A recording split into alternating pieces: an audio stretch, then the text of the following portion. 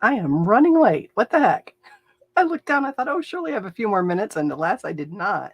Happy Friday night. I hope you made it through this week. If you are here, leave me a comment in the Rumble Rant section. You don't have to leave a donation, but donations are absolutely appreciated and do help defer the cost of the show.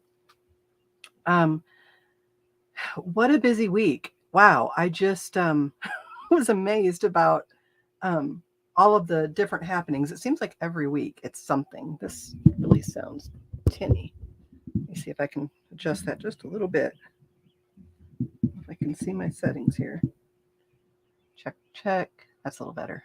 Let me know if that doesn't sound good to you guys. Hopefully you have good sound. Last week we had some sound issues, so hoping this week we'll do okay. It's been a little crazy. And hopefully we are going on all of our different channels. If you are watching, leave a comment. That way I know we're up on Facebook and Rumble. Let me check here. I can see if we're up on Rumble myself.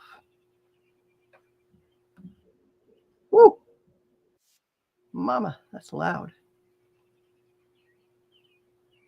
We might need to turn you guys down. Let me know if that's loud for you guys. All right, now, come on. There we go. All right. Just wanted to make sure we were live. Everything looks good.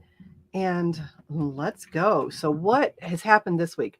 I would say, Catwell, K Catwell, hello.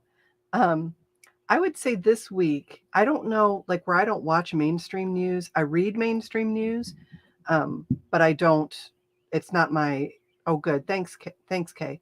Um, it's not my main source of news. So basically, I just read the news because I can't, I find the personality, this is going to be annoying. I find the personalities on the news super irritating. So I just tend to read everything, which definitely takes more time. I don't know. Maybe it doesn't. If you're here, please hit the like button while you're here. I know if you're watching on YouTube or Rumble, well, you can still hit like over there. Um, it does help. It won't help me with the algorithm on Facebook. I am so seriously toggled on Facebook, and I think my first video on YouTube had like 1,000 and some views, and then I got the warning video or I did a video where they took it down with a warning. Um, not to ever do that again, or they would, forever silence me. And this is on YouTube.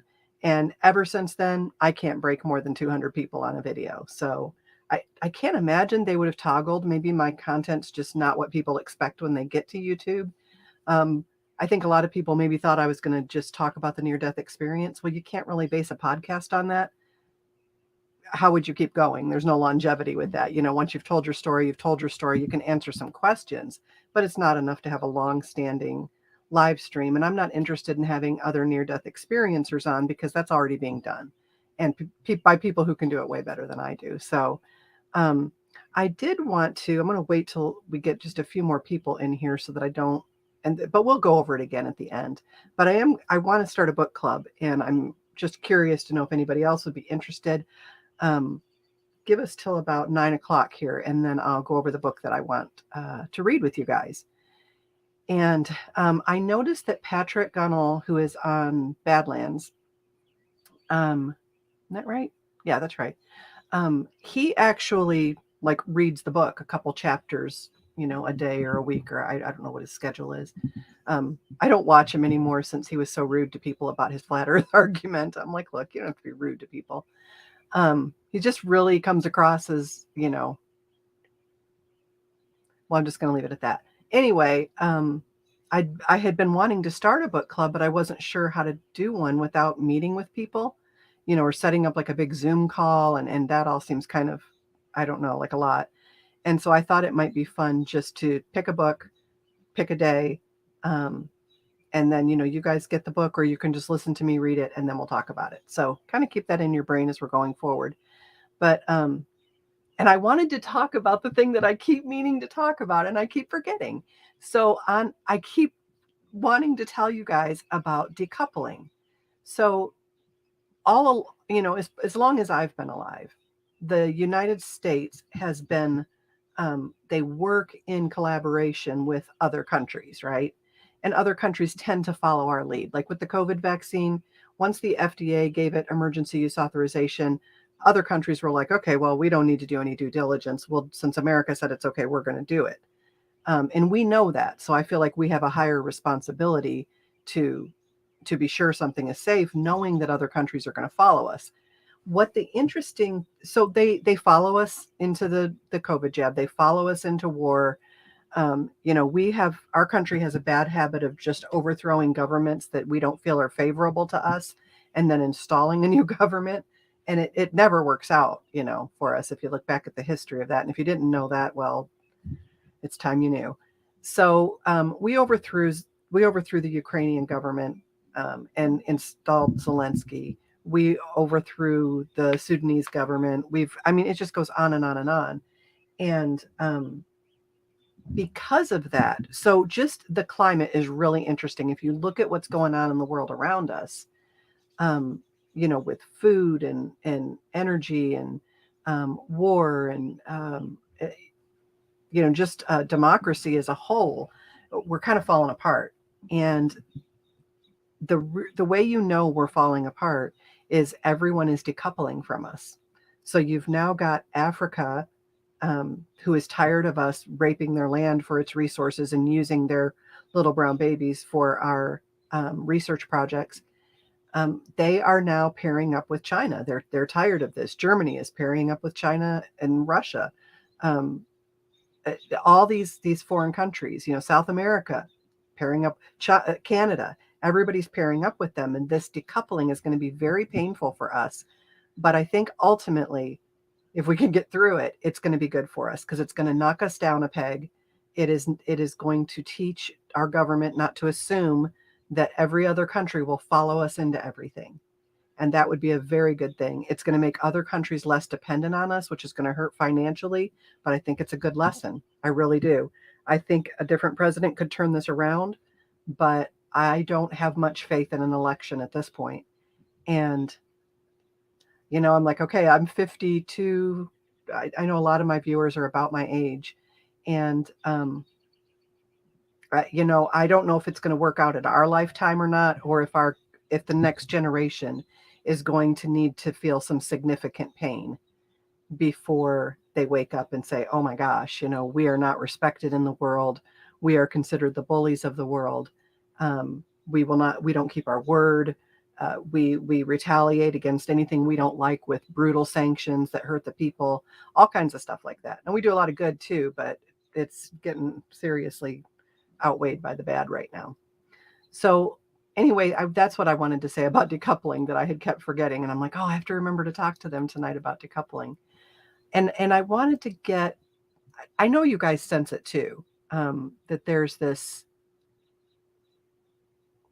if you're paying attention at all, you kind of sense that things are not good, that we're kind of the laughing stock. I was watching Sky News Australia one day, and they were just laugh out loud over Biden. It was just obvious they had no respect for him. And I thought, man, that's a bad place to be, where even media of allied countries has no respect for us. Isn't that crazy? That they would just make fun of our country and our president and just laugh at him. That's not a position of strength. It doesn't give us a whole lot of room to negotiate and barter and collaborate on the world stage because we're not respected. China's not even returning Biden's phone calls. They're basically begging Saudi Arabia for oil that's right beneath our own feet. We're getting a lot of our energy from China, and that's tough because, they're not returning our phone calls. So it's a big issue. And I just, as believers, where does that put us, And I was just thinking about that. And I was thinking about David and Goliath, and when David was out in the fields minding the sheep, he was just this young kid, teenager, and his older brothers were off at war. I'm never going to remember these names or what the verses were, but the older brothers are off at war, and the father becomes concerned, and so he gives David some food, and he says, I want you to go and check on your brothers, go to the front line and see how your brothers are doing. So David goes to the front line. He's just a scrawny little shepherd, right? He goes to the front line to see what's going on with his brothers and asks them how they are and gives them the food that his dad had sent. And he hears from across this battlefield, where everybody's just kind of locked on either side. He hears from this other side, Goliath. You know what? Let's just look this up. This is crazy that I'm trying to do this from memory. Do I not know me at all? Hold on. David and Goliath. I think how to spell it. Isn't that funny? Here we go. Oh, I don't want just the one verse. Is it going to give me a bunch of them? I want a bunch of them. Yeah, that's it. It's in 17. Okay, hold on. Let me share my screen with you. Because it's a good story, and I think it's a good story for now, for the time that we're in. Let me... Well, StreamYard is sharing a window, but you're not. There we go. That's better. How about that one? Okay. Let me go over here so I can see. So this is from, what is this? This is 1 Samuel 17. So now the Philistines gathered their forces for war. The Philistines are who his brothers are fighting against in the army of Israel. So now the Philistines gathered their forces for war and assembled at Soko in Judah. They pitched camp at Ephes Dammim between Soko and Azekah. Saul and the Israelites assembled and camped in the valley of Elah and drew up their battle line to meet the Philistines. The Philistines occupied one hill and the Israelites another, with the valley between them. A champion named Goliath, who was from Gath, came out of the Philistine camp. His height was 6 cubits and a span. That's like 9 foot 3 inches, I think, when I looked it up. He had a bronze helmet on his head, and this bronze helmet weighed about 35 pounds, and he wore a coat of scale armor of bronze weighing 5,000 shekels, which is about 250 pounds. On his legs, he wore bronze greaves, which I'm thinking are like shin protectors, and a bronze javelin was slung in his back. The javelin would have been about 50 pounds. I don't know about the greaves. His spear, watching Haywood, what do you say there, buddy? Hold on, let me get a comment. Watching Nurse Penny and the Salty Cracker at the same time. That is talent, my friend. Welcome to you. We're talking about David and Goliath. His shield bearer went ahead of him. So the shield bearer is just the size of a normal man, and he's carrying the shield in front of Goliath to deflect any arrows, just a little bit of added layer, of armament. So Goliath stood up and he shouted to the ranks of Israel, "Why do you come out and line up for battle? Am I not a Philistine, and are you not the servants of Saul? Choose a man and have him come down to me. If he's able to fight and kill me, we will become your subjects. But if I overcome him and kill him, you will become our subjects and serve us." Then the Philistines said, "This day I defy the armies of Israel. Give me a man and let us fight each other." On hearing the Philistines' words, Saul and the Israelites were dismayed and terrified. Now David was the son of an Ephrathite named Jesse, who was from Bethlehem in Judah. Jesse had 8 sons, and in Saul's time he was very old. Jesse's 3 oldest sons had followed Saul to war. The firstborn was Eliab, the second Abinadab. Not gonna work here anymore. From the office space. And the third, Shammah. David was the youngest. The 3 oldest followed Saul, but David went back and forth from Saul to tend his father's sheep at Bethlehem. For 40 days, the Philistines came forward every morning and evening and took his stand. Now Jesse said to his son David, "Take this ephah of roasted grain and these 10 loaves of bread for your brothers and hurry to their camp.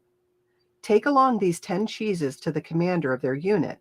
See how your brothers are and bring back some assurance from them." So he's worried about his boys.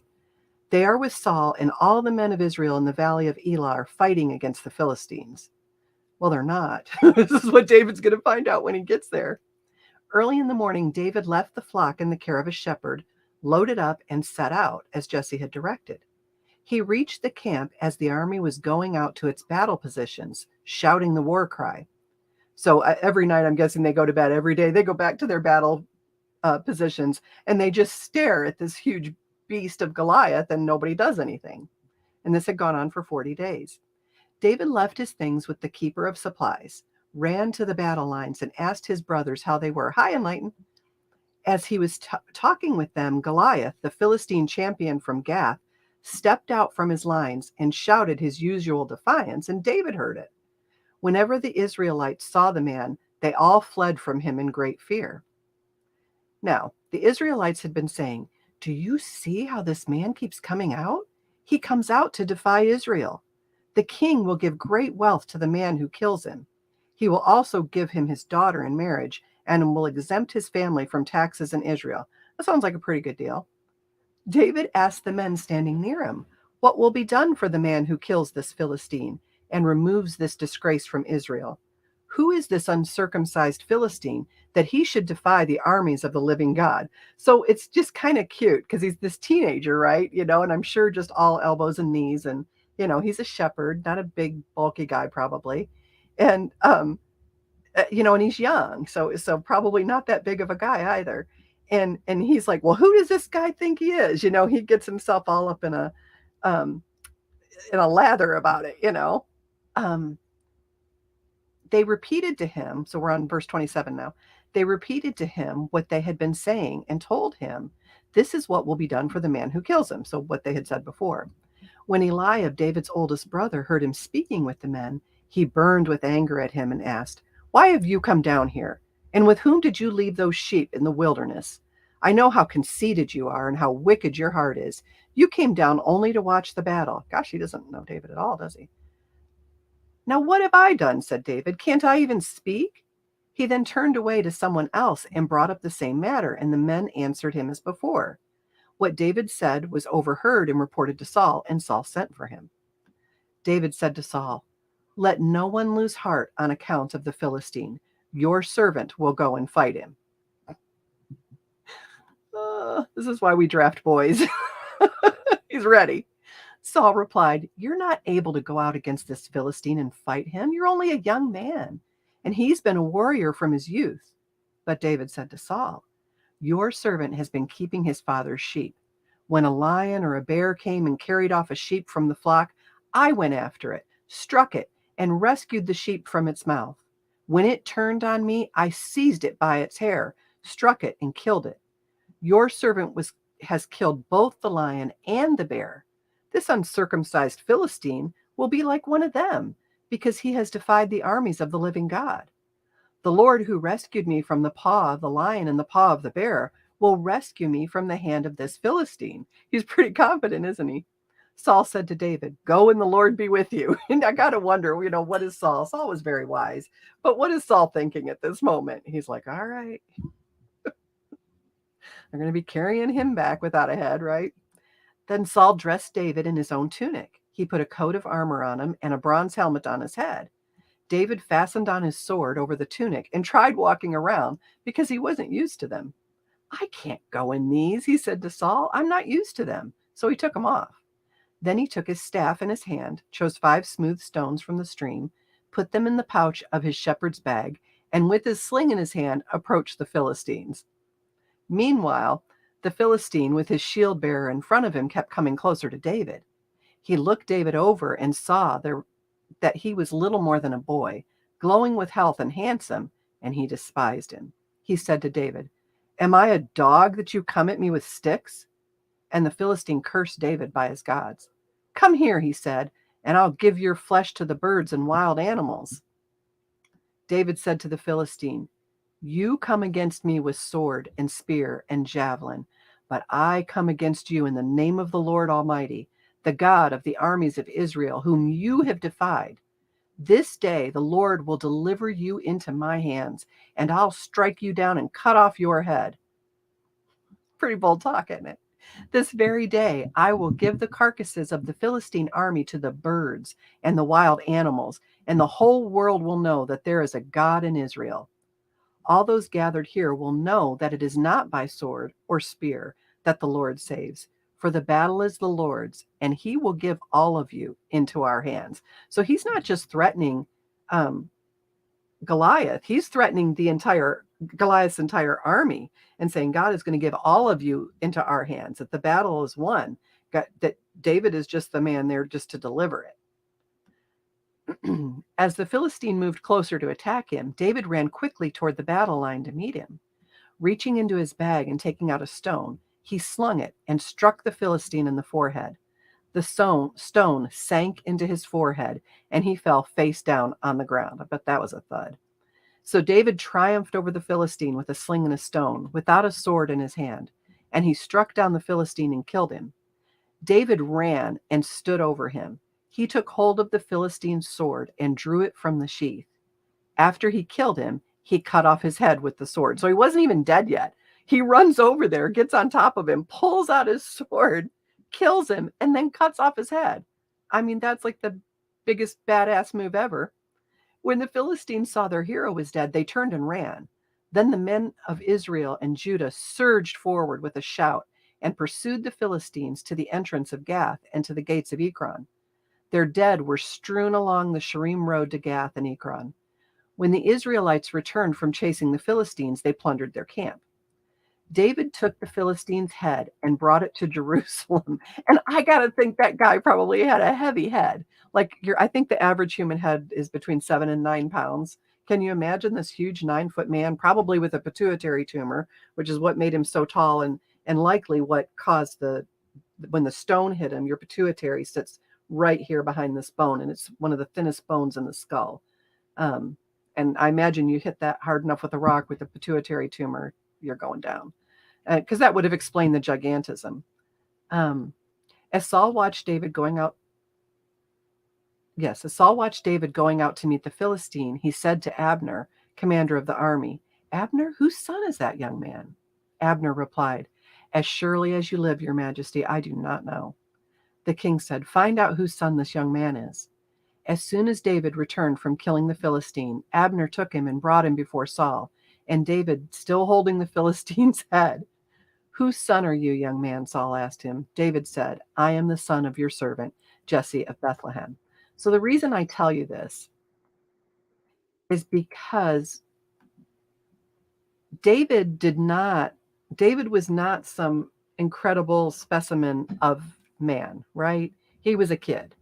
All he had was faith. He knew that he had some experience, right? He'd fought the lion, he'd fought the bear, and he'd killed them both to pull the lamb from its mouth, because he was a shepherd. So all that time out there, his brothers didn't hold him in very high regard at all.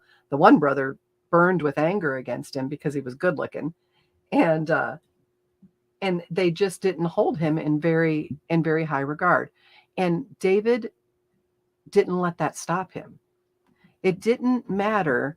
Do I know why he fell face down? You mean instead of back where he'd hit him with the rock, you would assume he'd fall back?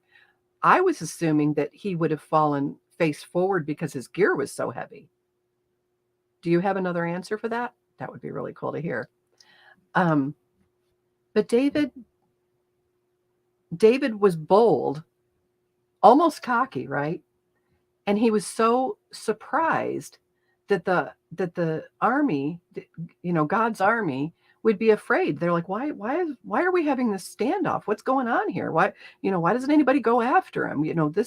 We fight for God. Why doesn't somebody just take this Philistine out? But everybody was too scared to do it except for David. And we are in that time right now. Everybody's kind of sitting around and they're like, I don't know what to do. Somebody else should go. I don't have any experience. I don't know how to do that. Somebody else needs to arrange a rally, or somebody else needs to go and help the poor or whatever. No, it's you. It's you. You're equipped. You're equipped because God's already fought the battle. And so we need to start carrying ourselves as sons and daughters of the Most High God. The reason that we lose hope and we lose faith and we feel so sad and down about what's going on is because we forget that we serve the living God. Or maybe you don't. Maybe you're not sure about that, and that's okay. Everybody's welcome here.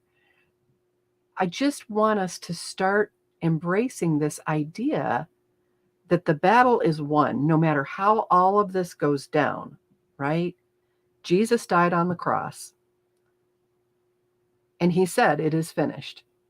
He battled sin and death for us. So even if we die, we don't die. And I know this because I died and was out of my body and was more alive than I'd ever been in my whole life. I quit breathing in the ER that day and I popped out. I heard the code call. I looked down at my body and I didn't even know it was me. And I remember thinking, wow, she looks bad, whoever that is. And the code call was going off and I was thinking to myself, I hope that lady's okay. I was totally detached and did not recognize my physical body. And then there I was with God. But I was, well, not immediately, but I don't want to go into the whole story again. It's on my channel if you've not heard my near-death experience story. I have an advantage over you. And it's one I wish I didn't have. I wish we could all have it. I know God exists. I know there's an afterlife. I didn't know it before I died. I hoped there was one. But now I know it. So no matter what happens to me on this side of eternity, it doesn't matter because there's no death. You're either alive in your body or you're super alive in the spirit. And I can tell you, super alive in the spirit is incredible. It is. I wish I was a poet and I could write this for you guys and give you what it was like to me. If we've got enough new people in here, leave your just pop up a hi in the chat and don't forget to hit the like button, because if you don't, Satan pulls off the wings of little tiny angels. So, we don't want to be fueling that. So go ahead and hit the like button, so we can protect those little tiny sweet baby cherub angels, or just be a monster. I don't care. Just kidding. I want us to embrace that. Even though we feel fear, the fear isn't from us. It's being projected onto us from evil. And we can just say, you know what?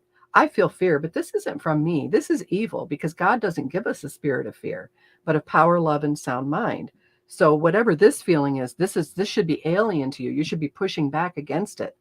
Pilot Mike 797 says, Apostle Paul said he could not find the words to describe heaven. It's just, I can't even really, I have to not go there in my brain because I'll tear up.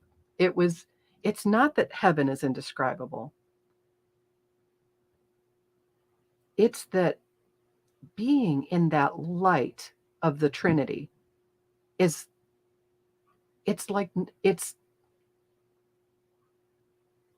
physical. I could feel him on my skin.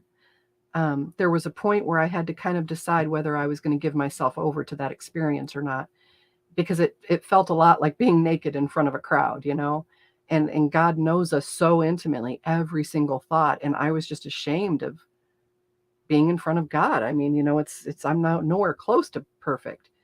But he just loved me so much.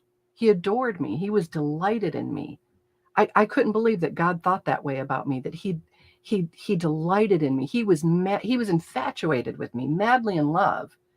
And it was kind of like, when I married Don, I was older. I was later in life. We've been together, I don't know how many years, 13, I think.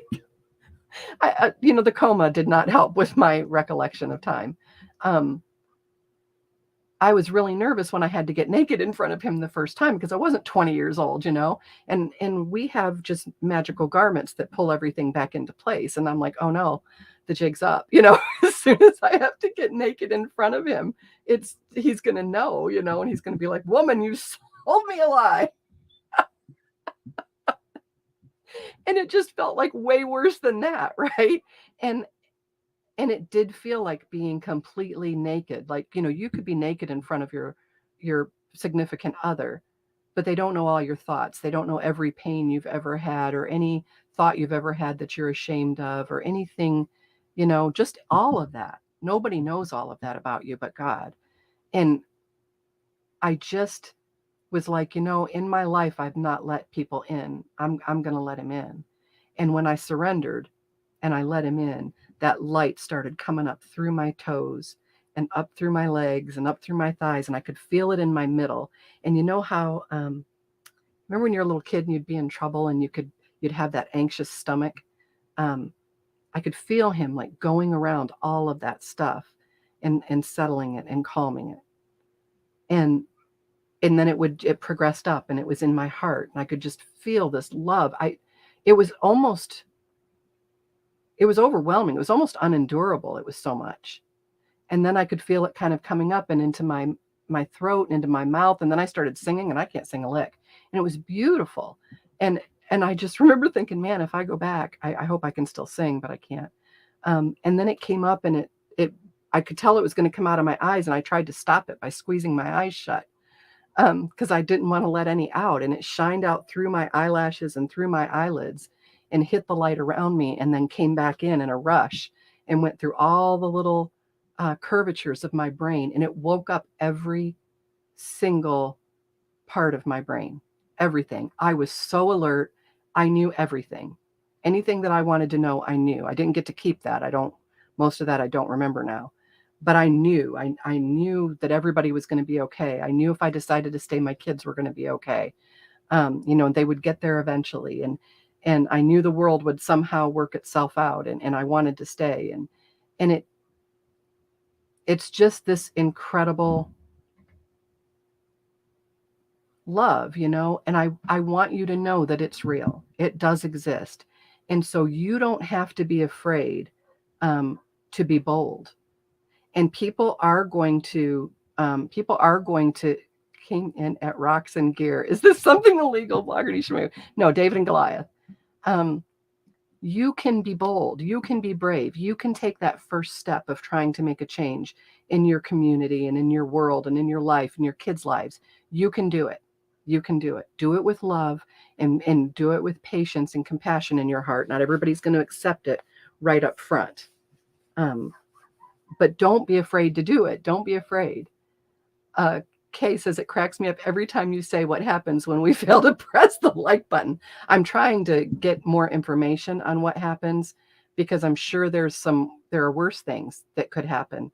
And I want to make sure that you know about those too, so you can make a decision about whether you should push the button or not. If you don't press the like button, you'll grow a magic beard that can never be shaven. Oh, that's super itchy. If you don't press the like button, you will get explosive diarrhea and a sneezy head cold at the same time. Nobody wants that. Pilot Mike says, Apostle Paul said he could not find the words to describe heaven. Is the love is in it. Yeah. Butterflies. Hold on, my screen is way down. I gotta move this. I'm dodging around my mic and I'm so short. I need a big extension. Penny was reading the story of David and Goliath, and the weight may have pulled him face down.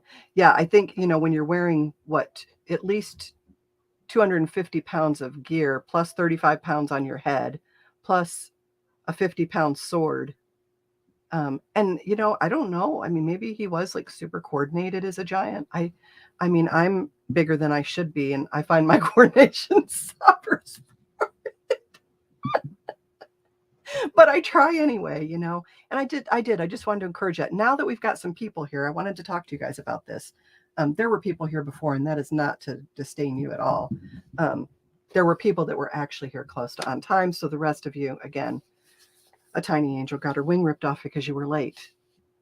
It was very painful. And now she walks like sideways and, just in circles because she's only got the one wing, and I blame you. So I want to start a book club. And I've wanted to do this forever, and I was working and raising kids and I never had time. And I want to do this with you guys because I love you guys, and you're smart, and I love your input on things. Like I said, this is for people who are new here. This is how we do the show. I read all of the comments. I mean, someday maybe the comments will go so fast I can't read them, but everybody that comments is part of the show. And that's why I encourage you to comment. There's no stupid thing you could say. People say irreverent things. People make dirty jokes. I don't care what you say. Just participate because you're part of the family now that you're here. And whatever weirdness that is you, just bring it, Let me make sure here. Goliath.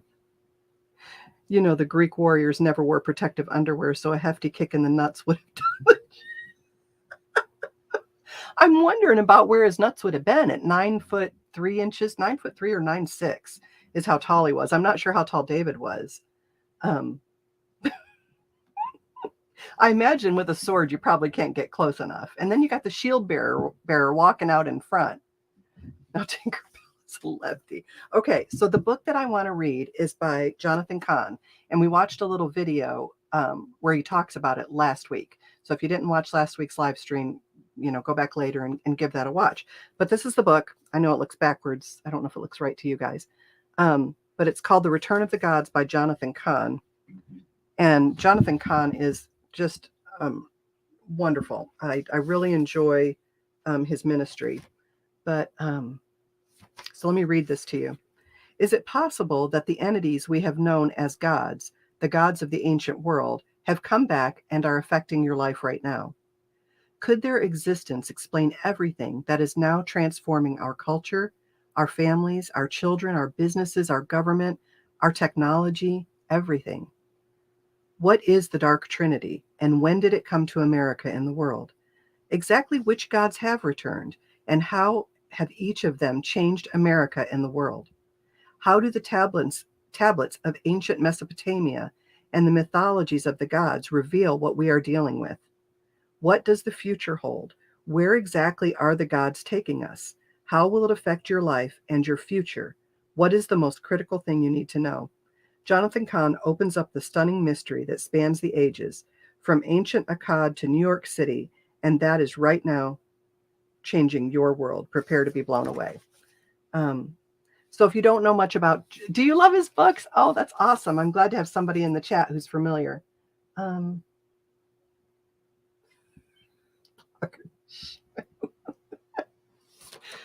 Too cute. So Jonathan Cahn, in case you don't know who he is, here, I'll show you a picture of him. That's him. He was an atheist. And I don't know, do you, Rossi, do you know if he is a rabbi or just a prophetic teacher? Do you know? History is circular. Empires rise and fall in the same way. Yes, they do. Hello, how is your shoulder? Michelle, you're so sweet. I have an appointment. They called yesterday. So I have an appointment with an excellent, the guy just does arms. So, and especially the shoulder. So I have an appointment with him Wednesday, May, I think it's the 13th. And then we'll know more. It's still bad. I wish I was going to see if I could get it to make the noise it makes for you guys and really gross you out, but I'm not going to do that. Glenn Beck interviewed him last Saturday. Oh, I don't think I saw that one. I'll look for that. Says Kay. Sorry, I got to remember to pop your chats up because I forget you guys over on YouTube can't see it.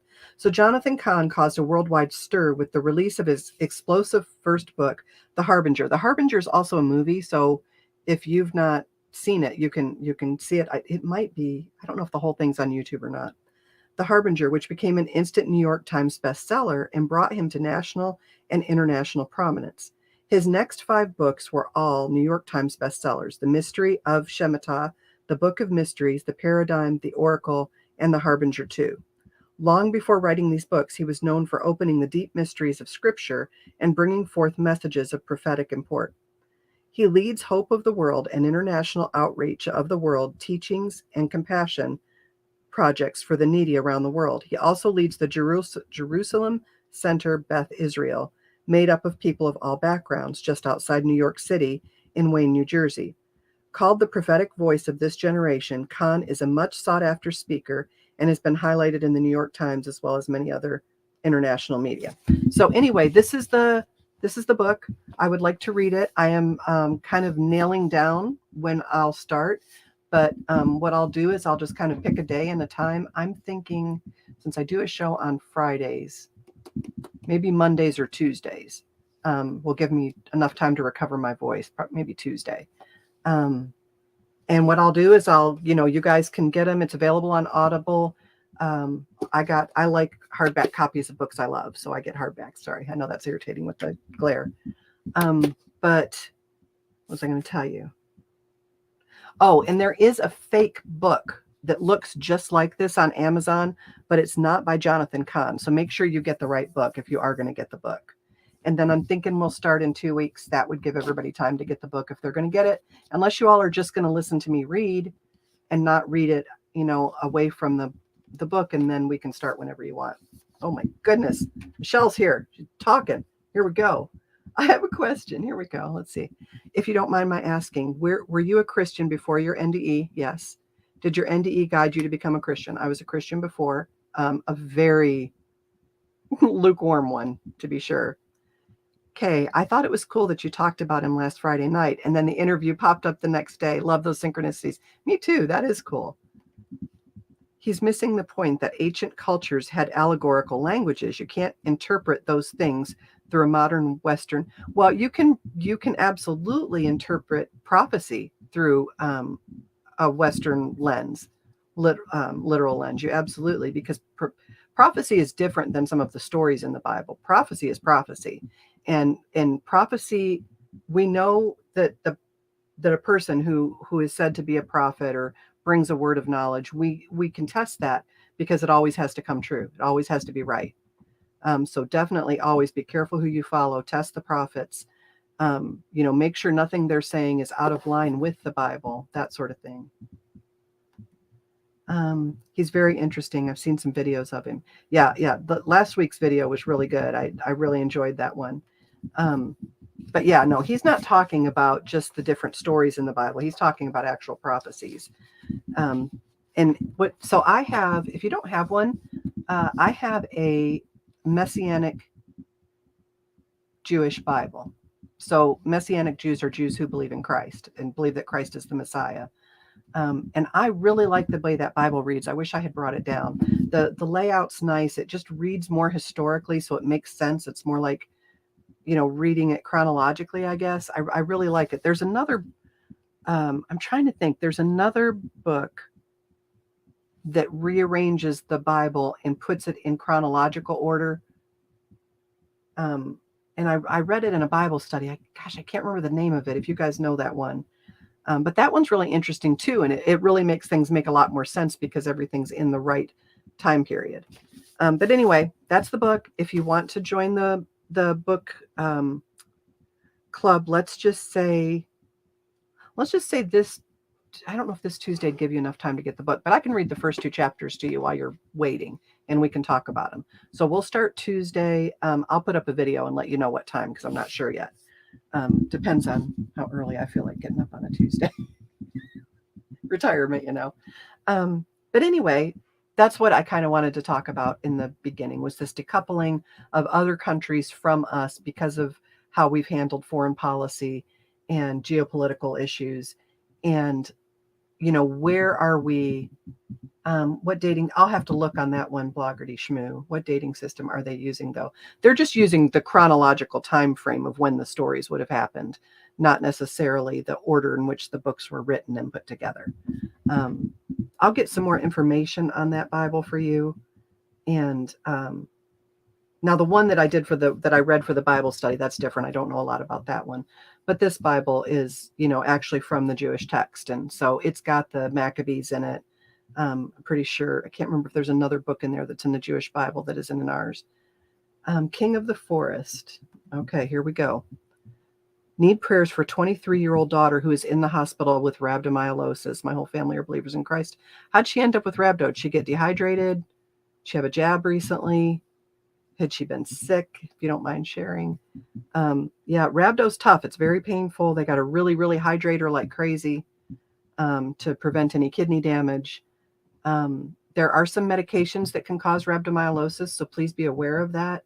Let me look those up for you, because we had somebody here with rhabdomyolysis recently. Rhabdomyolysis. Let me look here. Medications that cause.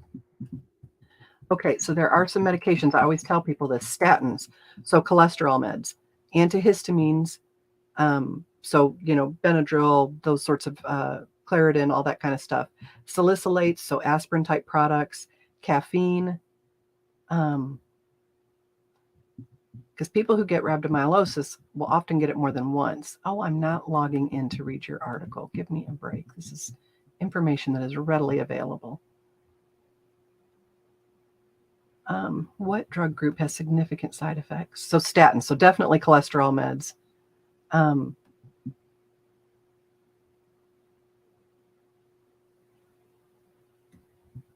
If I can find it here. I mean, what calendar, Greek, I don't know, honey. I'll have to look.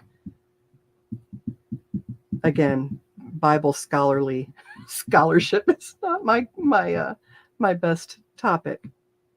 How do I share this? Stop. I opened it in the... Oh, I just have to hit it. Okay, hold on. Sorry. I'm working on it. Here we go. Okay, I'm just going over this because lately we've had several people come up with rhabdo. I had somebody in an email was asking me about it. I just want to see where the drugs are. Introduction. Hold on, I'm just going to scroll through this.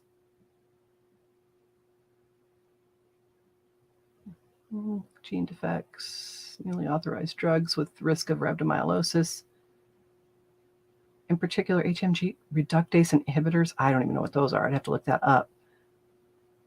Okay, so tyrosine kinase inhibitors. What are those? Those would be the novel multi-targeted tyrosine kinase inhibitor. Who names these things? Sunitinib is beneficial in overall survival of renal and colon cancer patients.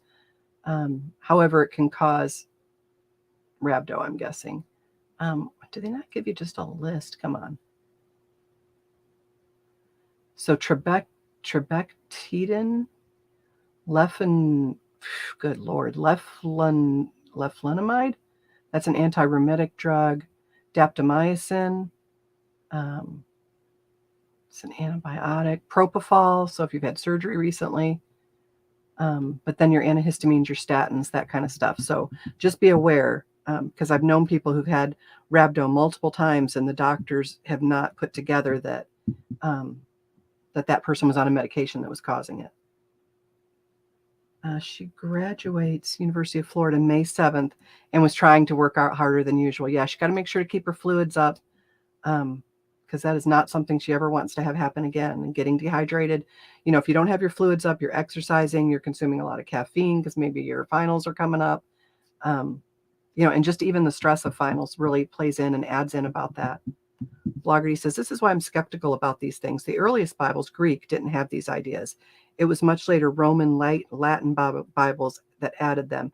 Yeah, the Jewish Bible is based on the Torah, so that would be our original Bible, and has books that the Christian Bible doesn't have in it. So there's definitely a difference there. But I'll look and see. I'll kind of write out what the differences are, and I'll do some research and let you know how they're different. All right, that's all I had about that. Now I wanted to cover some, kind of want to do the faith-based part from 8:30 to 9:30-ish. And then I wanted to go over the latest in news. And there's news this week that I don't consider news, but technically I guess it's news. And so we will go over it, but it's things that I don't know. I don't think have a place in the news. That would be interesting. Thanks. Yeah, I'll do that for you, hon. I'll find out. Definitely by the time we do a Bible study. That way I've got, that's something I need to be able to talk intelligently about. So let's go down here and share. Okay. So let's get the Steven Crowder thing out of the way first. Oh, this just hurts my soul, but here we go.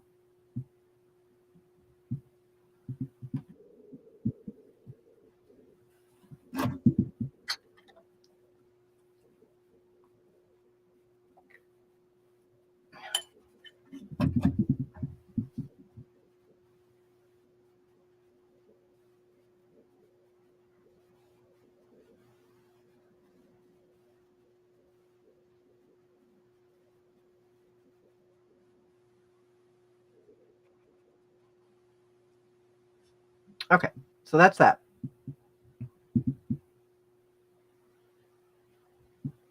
I don't think that had. Okay, so this is his wife. Her name is, it fell out of my brain, Hillary.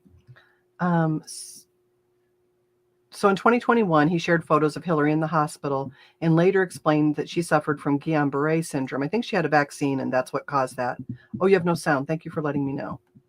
Basically, he says he's getting divorced, that his wife doesn't want to be married anymore. It's a very difficult time, and they're going to be keeping it out of the news as much as they can for the sake of their kids. So she got Guillain-Barré syndrome, had some paralysis from it, had to kind of work to get better. And then they lost a baby. I don't know if that was before or after the paralysis. And then Stephen, so they lost the baby. Then Stephen he had a congenital defect where the breastbone was, instead of being flat or kind of, like this, it was caved in. And they were treating him for anxiety because he kept having this sensation like his heart was racing, and they thought he was having an anxiety attack. And what it was is when he was exercising, that sternum was bending those ribs in, and it was causing them to press down on his heart. And so they had to go in and fix all that, which was an elective surgery. Wasn't done emergently. They scheduled it, but something that he definitely needed to have done. Was a big surgery. He got home, was home a couple days. And then in the night at one point, one of his lungs collapsed. And so he had to be rushed back to the hospital. Was in serious condition. They got him over that. While all that's going on, his wife is pregnant with twins. And at some point she goes into labor. Okay. So that kind of catches you up. And then I'm going to kind of go through this article real quick. Not that one. Not that one. Okay. Am I not? Hold on. Wait. Is that it? No. Hold on. Okay. So let's talk about the latest here. And I hate it because it's just icky and gossipy. So today, I guess it was today or yesterday, I can't remember. There was a videotape from their house released, and it is not good. And I can't show it to you because I don't have it in a separate window and it won't let me do sound. But I'm going to read this to you. So in this video, he's sitting here. He's sitting on the couch there. She's standing. She's about 8 months pregnant with twins. And she says,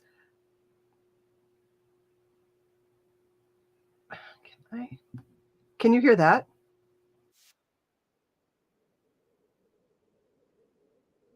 Can you hear that?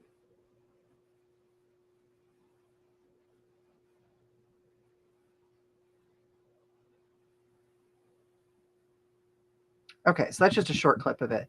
Anyway, she didn't want to handle this dog medicine. Okay. She didn't want to handle this dog medicine because it's not safe for pregnant women to handle. And Stephen wanted her to put on gloves and give the dog its medicine and take the dog for a walk. And apparently there was some grocery shopping that needed to go on, and he would not let her take the car because she hadn't done these two things, and these were her wifely duties. And so he's being a jerk for sure. I don't know who released this tape from their house because they've been going through this divorce since 2021. So this isn't recent. Their babies will be a year old in August. Is that right? I think they had them in 2021. Yeah. Interesting because his little boy is then talking, which is early for talking. But they've been married for 10 years. It wasn't like a short marriage. They married young. They were celibate until marriage. They saved themselves until marriage. I think probably Stephen is just not handling his fame very well. And, he strikes me as somebody that's very high strung. And I hate to judge people's their marriages based on a clip. I just don't think it's fair. Don and I have had some horrendous fights. One time I took off my wedding ring and I threw it at him. And the funny thing about this is I am a good shot with a weapon. I am horrible at throwing things and getting them in. I threw that ring at him and I was so mad, and it hit his tooth. It hit his front tooth. So if people judged our relationship by those moments, then it looks horrible and like we shouldn't be together. But those moments are few and far between, generally brought on by a bunch of stress outside of the relationship. And Don's, Argentinian, Italian, I'm trying to think where else his family is from, and German. So he's the drama of the two of us. If there's going to be a fight, he's probably the one who started it. And because I just don't like to fight, and I don't know, I don't find a whole lot worth fighting. But if you push me enough, I'll take you out. And so he generally figures that out. So it's much better now that we've been together such a long time. But initially, he'd just get a wild hair and decided that he wanted to have a fight. And he would just goad me and goad me and goad me until I would engage. And then he'd get me so upset. And then he didn't want to fight anymore. And I'm like, oh, no, you brought this on. We're finishing this. He's like, I don't know why you have to. And I'm really good. Like, I could have been a lawyer. I may have missed that calling. But I mean, I remember exactly what he said to me and how he said it. And he's like, I never said that. And I said, oh, you did. You said exactly this. It's one of the traits women are known for. And now he's kind of learned that while it might feel good to blow off some steam by stirring up a fight with your wife, it's not worth pissing her off, because I'm not just gonna walk away and be like, oh, okay, now that you feel better. No, because he's got me all tore up now, and I don't generally get torn up. Crowder claims that Jews collaborated with Nazis. Well, some of the Jews did collaborate with the Nazis, not the ones that were in Auschwitz, of course. Have you seen the anti-Semitic things Crowder says behind his paywall? I have not. I am a non-Crowder person because he takes so much delight in making fun of disabled people, calling them retards, things like that. I think I have a brother who's disabled. I know what that feels like. Well, I don't know what it feels like for him, but I watched him grow up with people talking to him that way. People were really abusive. It's much different now. And, my brother's been through some stuff. And so that just goes right through me. And I'm like, no, if you can't, yes, everything should be able to be the butt of comedy, for sure. This isn't comedy. This is mean spirited. Like, he had this thing about a Barbie doll, and it's a Down syndrome Barbie doll. And they laughed at the Down syndrome girl who was helping, I guess, advertise it. And you could tell it was everything they could do to hold back their insults from her. And I'm like, that's just cruel. You're an asshole. Thank goodness both of your kids are 100%. And, for all of his pro-lifeness, there is a genocide on people with Down syndrome. There are countries where there's no Down syndrome people at all because they abort all of them. And I remember when I was pregnant with my kids, they asked me if I wanted this alpha fetal protein test. That way I would know if my kid had Down syndrome, and I'd have time to abort him. And I'm like, no, I'm not. I wouldn't abort him even if he was. And no, I don't want your test. And they kept pushing me. And so finally they did the test, and they wanted to know if I wanted to know the results. And I'm like, well, no, you can, to what end? What are we going to do if this child does have Downs? Are you going to offer some services to help me prepare? Well, no, we just want to give you a good opportunity to have an abortion if you want. And I'm like, okay, well, I'm not going to do that. So there's no point in us doing this any further. And then I didn't get the test for the second too.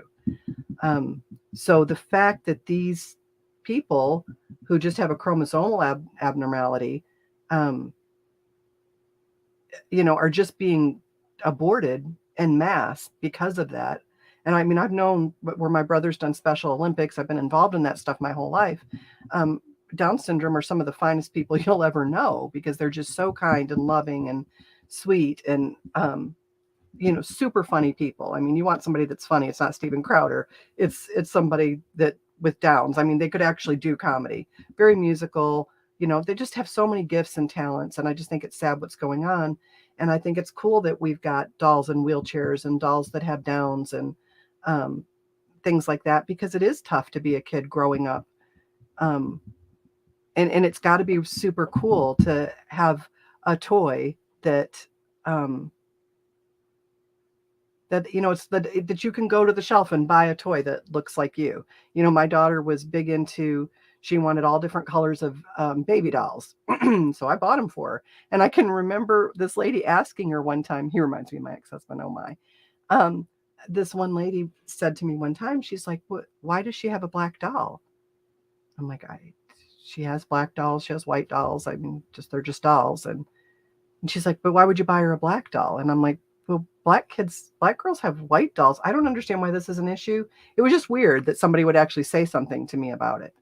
Um, so I don't see any problem with that. This is different than having like a trans Barbie or something like that. Um, this is a doll representing how many children are born just naturally. So yeah, I thought that was really crappy, and I just don't like it. It's very poor taste, and it is. I don't even consider it comedy. It is crass and um, low class, and you know. So all that said, I don't know about his relationship with his wife or anything. And I don't like to make public news of that, but it is news, and I feel like if I don't cover it, I'm being biased because I covered the situation where the ABC news guy choked to death and died because he was so drunk, and he and his wife had left their kids alone at the hotel while all this was going on for hours, and they were babies, like a 6-month-old and a 2-year-old. So I covered that, so it feels like I should cover this in fairness. So disturbing new video showing conservative commentator Steven Crowder warning his then heavily pregnant wife to effing watch it as he berates her for not following orders to do wifely duties was misleadingly edited, he said Friday. And I will agree, you can see 2 edits in it. The ring footage released Thursday by journalist Yashar Ali on his Substack shows a fight in the run-up to what the YouTuber has called a horrendous divorce. While being berated, Crowder's wife, Hillary, repeatedly tries to reassure her husband that she loves him and is committed. She says it several times. "I love you, but your abuse is sick," she told him at one point, with him warning her sternly, "Watch it, effing watch it." Crowder reportedly admitted to later inside the house threatening his wife, "I will F you up." The nearly 3.5-minute video from June of 2021, so just a couple months before the babies came, starts with Crowder smoking as he berates Hillary, who's 8 months pregnant with twins, for not adhering to the boundaries he had set for her. "You are not taking the car, because if you refuse to do wifely things, then I will go pick up the groceries," he tells his wife as she tries to leave their home. They were just young when they got married. Um, his distressed wife quietly notes that they do not need groceries and offers to pick up anything he needs while she is out. Still, the influencer snaps, "I can't go to the gym. I can't go to my parents. I can't call my friends. Hillary, just think of how boxed in you've made me. I don't know why they only have one car. Surely he makes enough money to buy a second car, or maybe this is how he controls her. I don't know." I mean, I'd be buying a car while he was at work. Um, I just very weird. I mean, I understand he's got a very busy schedule and only has, and I'm actually sympathetic to that. So Don works. He leaves here at 5:30 in the morning and he gets home at 5 in the afternoon, and then he's got to work 4 hours on Saturdays. So I am sympathetic to the fact that I'm retired and can watch anything I want whenever I want, or go do anything I want whenever I want. But his time is very limited, and he only has that little bit of time, the few hours before between when he eats dinner and then just falls into the bed, and then only half a day on Sunday, and he's exhausted and needs to recover. It's a very physical outdoor job. And then Sundays, he's just trying to get himself back together for Monday. And so I am very sympathetic to, if he wants to do something, that's going to be a priority for me over what I want to do, because I can do whatever I want whenever I want. And I don't know that she's not sympathetic to that.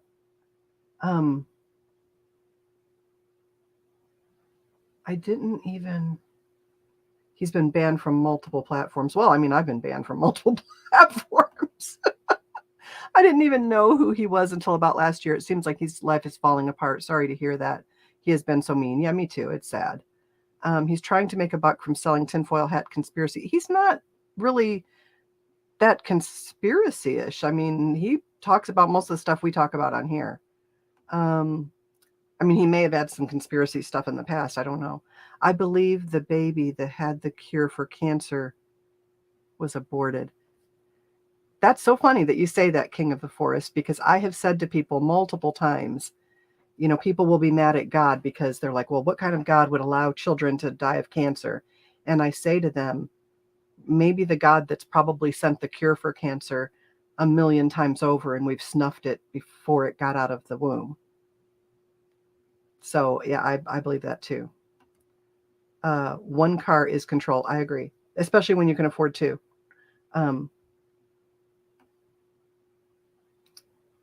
Crowder accused his wife of failing to do wifely things. As his wife rubbed her pregnant belly, Crowder told her she needed to become wife-worthy. Um, because that is abusive, you are not taking the car. I mean, she's not a child. And it's so funny because she's expressing to him throughout that she just needs some space. You know, they're in this heated discussion. He's heated. She's not. She's very calm. But I also don't know, you know, we've got the Amber Heard Johnny Depp thing. And throughout that, you could see her being super calm and controlled when she knew she was recording. But then when she wasn't recording, you know, she was an absolute maniac crapping on his side of the bed and saying it was the dog. So I withhold judgment until we know more. Now, I will say that people that were friends of both of them seem to be siding with her. But you know what? I went through a divorce. My husband cheated on me. Our whole town knew it, and people still sided with him. You know, um, so I don't know. We're not there. Like I said, I'm only covering it because it's in the news, and it feels unfair for me to cover some of the other things I cover and not cover this. And I try to have good ethics. Crowder, perhaps best known for a viral meme of him sitting behind a desk with the sign "Change My Mind," addressed the footage on Twitter Friday. Broken marriages are ugly. In them, people do ugly things. Now, this video came out after he announced the divorce on his channel. Now, here's what I'm thinking. And I don't know this, but here's what I'm thinking. So, right before he announced the divorce, the other day, Dave Landau, who used to be on his show, came out and talked about how Crowder had been very ugly to him and berated him, wasn't letting him plug his shows, told him he owned him. And I didn't find that hard to believe because he strikes me as somebody who can get very heated. So when he came out with this divorce news, what was interesting about it was he said, "I'm going to talk about something that I've tried to keep private." And I think everybody watching it assumed he was talking about Dave Landau. It is Dave, right? About him leaving the show. And I just, when he said he was getting divorced, I about fell over because I thought surely he was talking about the rift between him and Dave and was going to give us some clarification on that. And that, no, that's not what it was. And so I thought that was really interesting timing for him to throw that out there. And I'm like, did he just throw that out there for sympathy? Or maybe he knew this was going to come out. I don't know. He may have known. And he's also got some beef with Candace Owens. I don't know. Candace tends to get herself into some drama too. And I don't know the whole story there, but I mean, if I had to trust one or the other, I'd probably go with Candace. Broken marriages are ugly, and then people do ugly things, myself, of course, included, and I would never claim otherwise due to recent misleadingly edited leaks to the tabloid press. So he must have known this was going to come out without context and not subject to consequences of the court. Well, if not privacy, the next best option is truth. I'm wondering if he said that after addressed the footage on Twitter. Okay, so yeah, he's talking about the footage. But before that, he was just like, she doesn't want to be married anymore, and there's nothing I can do about that. I married the wrong person. And so today I filed a motion to officially unseal all files as they relate to the matter of legal record, finances, medical records, including mental health history, evaluations, depositions, and any motions of sanctions from the courts of Texas. Crowder added that he will not be leaking private marital information to the press, but if the privacy agreements are not respected by all parties, I will address that as a matter of irrefutable legal record in full context next week. Earlier this week, he told Louder with Crowder audience about his horrendous divorce, hinting at enemies trying to shame and extort him over it. It's been the most heartbreaking experience in my life, he said, calling the divorce my deepest personal failure. I don't know if she's in there with the baby or what's. Crowder's wife was reportedly concerned that medicine one of the dogs needed was toxic to pregnant women. She's adorable. I've always believed children need a mom and a dad, and the divorce is horrible. And you know what the other thing was that I picked up on, you guys? I picked up on the fact that I've never heard him mention his mother on the show, except for in ways that he portrays her as being kind of unintelligent. Yes, I would agree. If that's what you caught on camera, what don't we see? But I'm still telling you, Bloggerty Schmoo, Dawn and I have a good marriage, and I guarantee you, if you'd seen some of the fights we had on camera, you would think that he was horrible, and he's not. We just both get heated. I thought it was weird that he talked about his divorce in public. Well, he had to because it was coming out. I sympathize with his children. I do too. He's trying to control the narrative. Well, of course. I mean, you kind of have to. I mean, he's in the media, so he doesn't really have any choice. But in today's legal system, my beliefs don't matter. He complained, repeatedly attacking Texas law, allowing his wife to leave without proving blame. It's no one else's fault but my own. I picked wrong, he said, of the now ex he married in 2012. It's just sad. The whole thing is sad. I think it would be good for him to take some time and look at his own behavior and what could have driven that, and why he has to keep defending these allegations of him being abusive verbally to people, and maybe get some therapy for his anger. I don't know. Like I said, I don't know. I just see this kind of bleeding over into places beside his marriage with Dave and with Candace. And so, yeah, I think it might be time for him to do some self-reflection, which we all have to do when we go through a breakup. And I just pray that goes well for him, and that it goes well for her, and that they're able to be friendly for the sake of their kids. So that's all I'll say about that. Okay, so next. The FBI likely ran nearly half the child porn sites on the dark web in 2016. Because they don't have anything else to do. How about finding the 85,000 missing migrant children? That might be a good place to start. This is by Brian Clark, and this is from thenextweb.com. Earlier this year, we brought you an in-depth expose of how for 12 days in February and March, the FBI ran the world's largest child porn site, Playpen. According to the I don't know if you guys know this story. According to the newly unsealed documents, Playpen wasn't the only site containing child pornography on FBI servers. So I remember the story like when it first came out. So this might be new to you, or you might have heard it too. The piece above can handle the in-depth explaining if you're interested, but it went down like this. The FBI seized the site, ran it on government servers for 13 days, and attempted to ensnare pedophiles through malware. The malware, known in law enforcement as Network Investigative Technique, NIT, tried to infiltrate layers of security Tor users employ when accessing the dark web. In at least a few cases, it worked. So supposedly they were running this to try and catch pedophiles. They took over the porn site. I don't know if they took it over, if they set it up.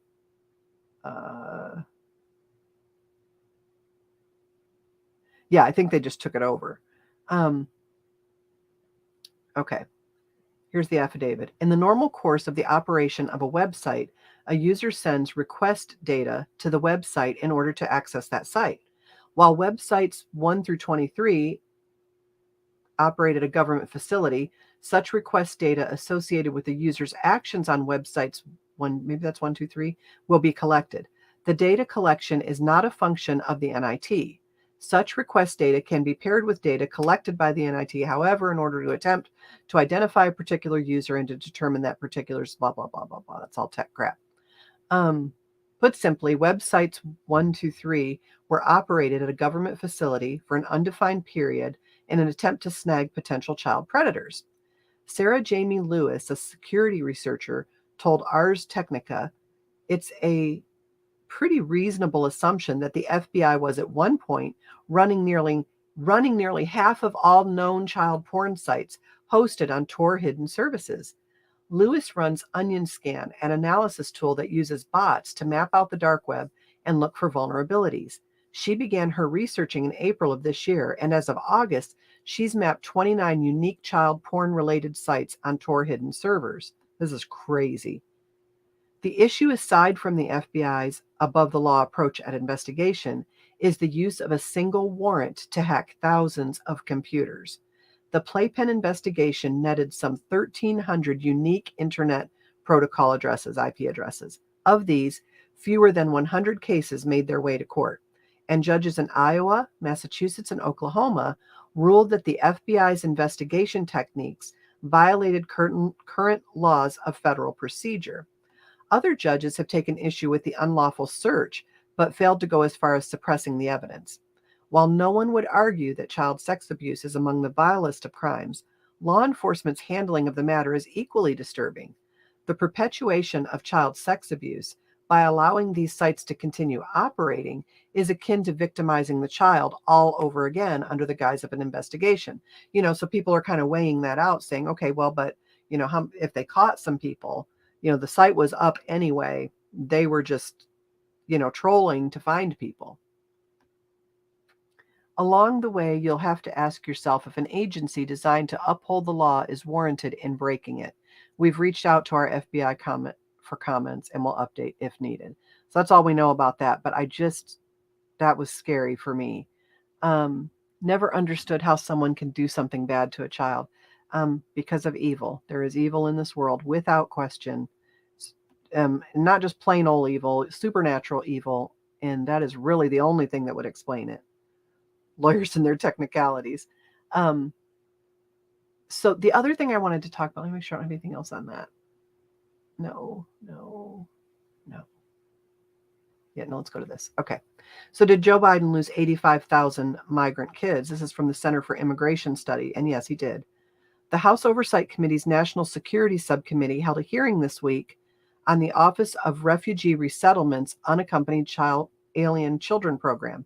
Robin Dunn Marcos, director of the office, appeared, but if you watch that hearing, you'll learn a lot more from the questions than the answers, because there weren't many answers on key issues, such as the fate of 85,000 children the office has apparently lost contact with. It was 20,000 back around Christmas, and that's the number we had, maybe before Christmas. Maybe in the summer it was 20, but it's 85 now.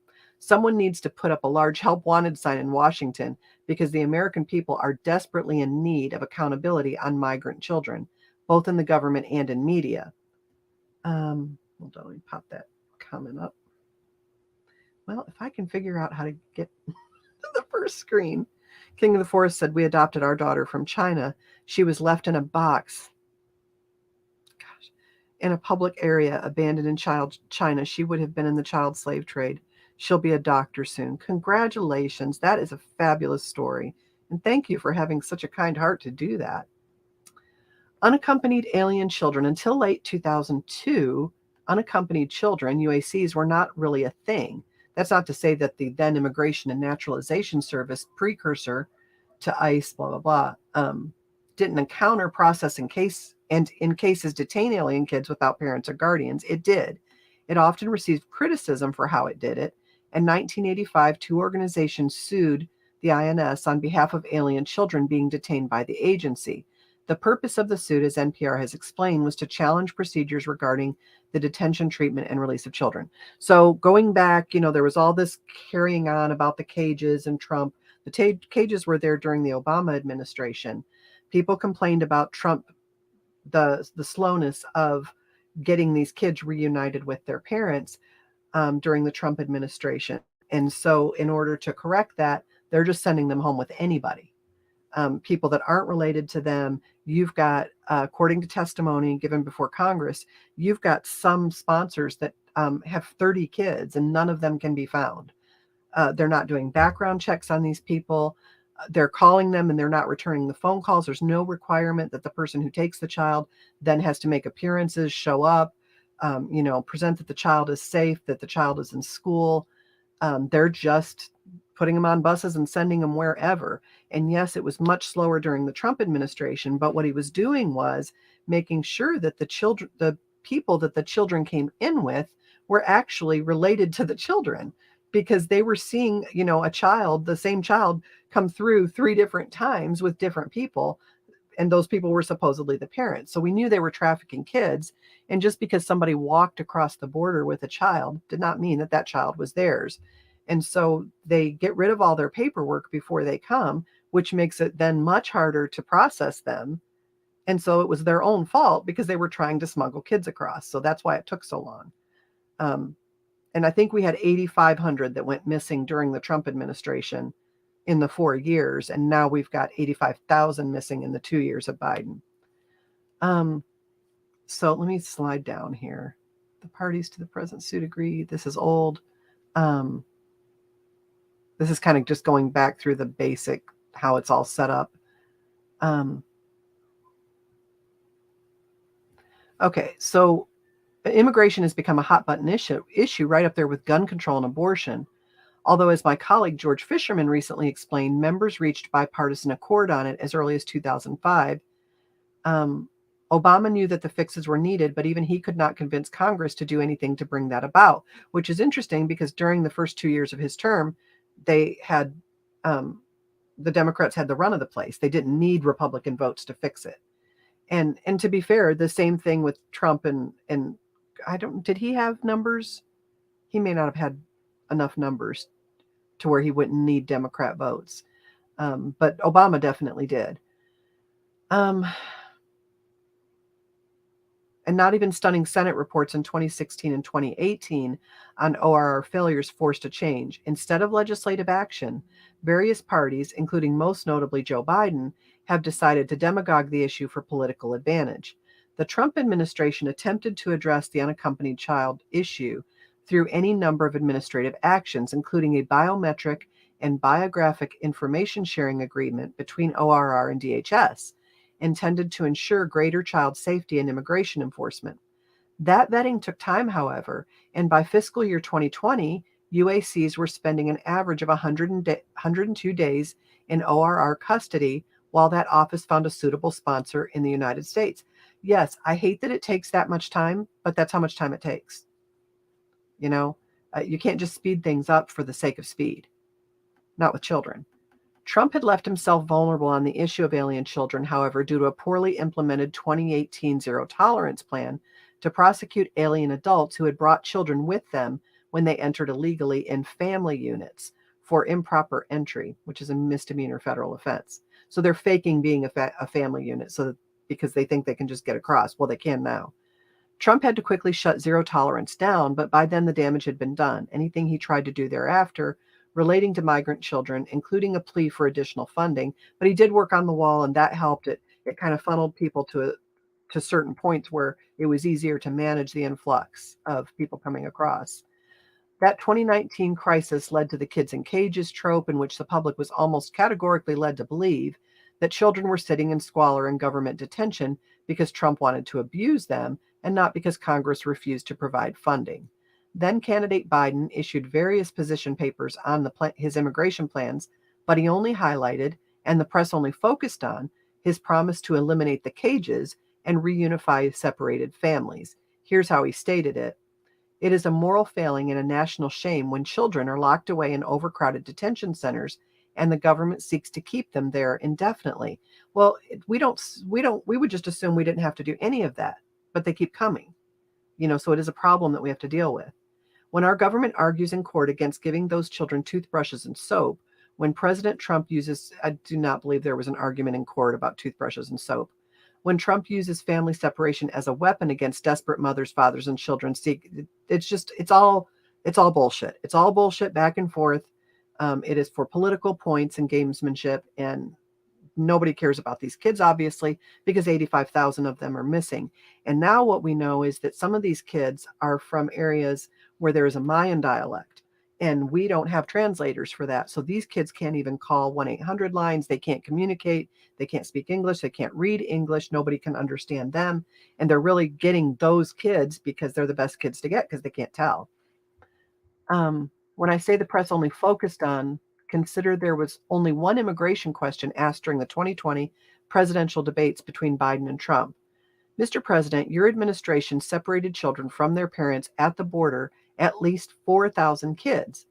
You've since reversed your zero tolerance policy, but the United States can't locate the parents of more than 500 children. So how will these families ever be reunited? That's a problem that you have when you come across a border illegally with your kids. And we're doing our best to fix it, but ultimately that is the parents are in charge of that. Now, a lot of these kids are being kidnapped or sold, or, there's all kinds of things going on. They're being labor trafficked, sex trafficked. So Trump asks who built the cages. It's irrelevant because the cages are not the problem. Biden rode into office promising to reunite these families, and to move the kids out of custody as quickly as possible. That led to a whole new surge because he was basically welcoming everybody in, which eclipsed the one Obama faced. Border Patrol agents in 2021 apprehended more than 16,000 non-contiguous USCs, 5 times as many as in the prior December. That forced Biden to open up temporary shelters.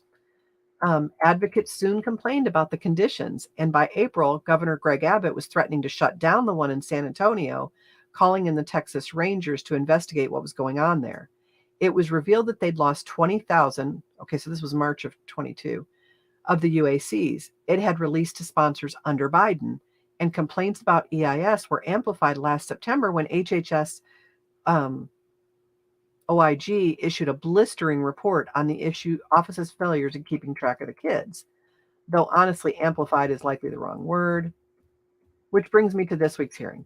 Among the key takeaways were that only about 37% of released kids end up with a parent, and that about 2/3 of them are working full-time jobs, often without work authorization. Respectfully, if the Biden administration believes that there is a worker shortage in the U.S., migrant kids in sweatshops are not the solution. Shockingly, however, Director Dunn Marcos could not or would not confirm, in response to questioning by Andy Biggs, that her office had lost contact with 85,000 kids it had released to sponsors. All she could say was that in 81% of post-release follow-up safety and welfare calls, ORR was able to make contact with the child, meaning that in about 1/5 of the cases, ORR lost contact. Let's read that again. All she could say was that in 81% of okay, let's clarify this, because remember we talked last week about how they word things very carefully.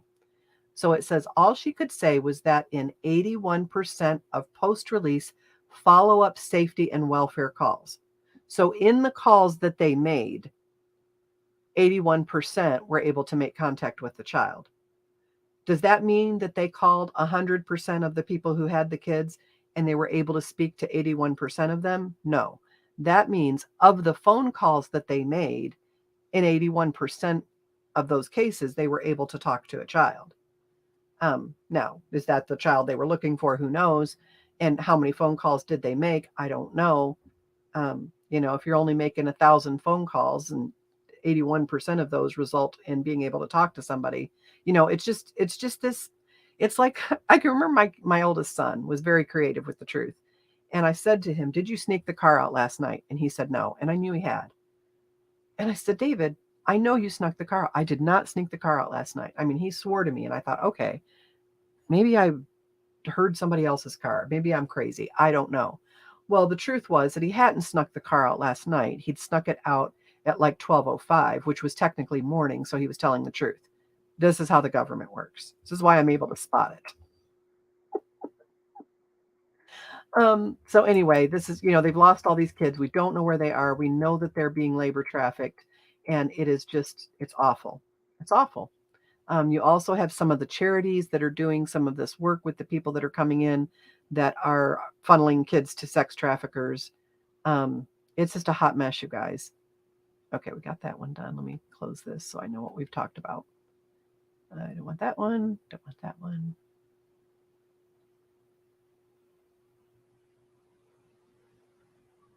I got that one. Sorry, gotta stay caught up here.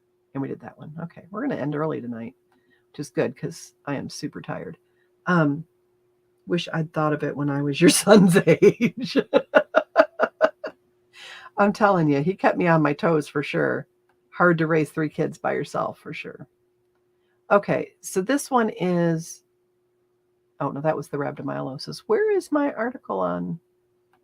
Okay, so I wanted to talk about something that we haven't talked about yet. We've talked about transgenderism, we've talked about the health risks, things like this. And I didn't know if people who don't have a health background realized that during puberty, the sex hormones and other hormones that are produced in concert with the sex hormones, they actually physically mature the brain. And so part of my concern with kids going on puberty blockers and kids kids going on puberty blockers, kids taking cross-sex hormones, is that the brain is dependent on puberty to mature it neurologically, not just in helping them make good decisions, but in actually building the myelin sheath on the brain. I wanted to show you guys a picture of that in case you don't know what that looks like. You've been out of school a while.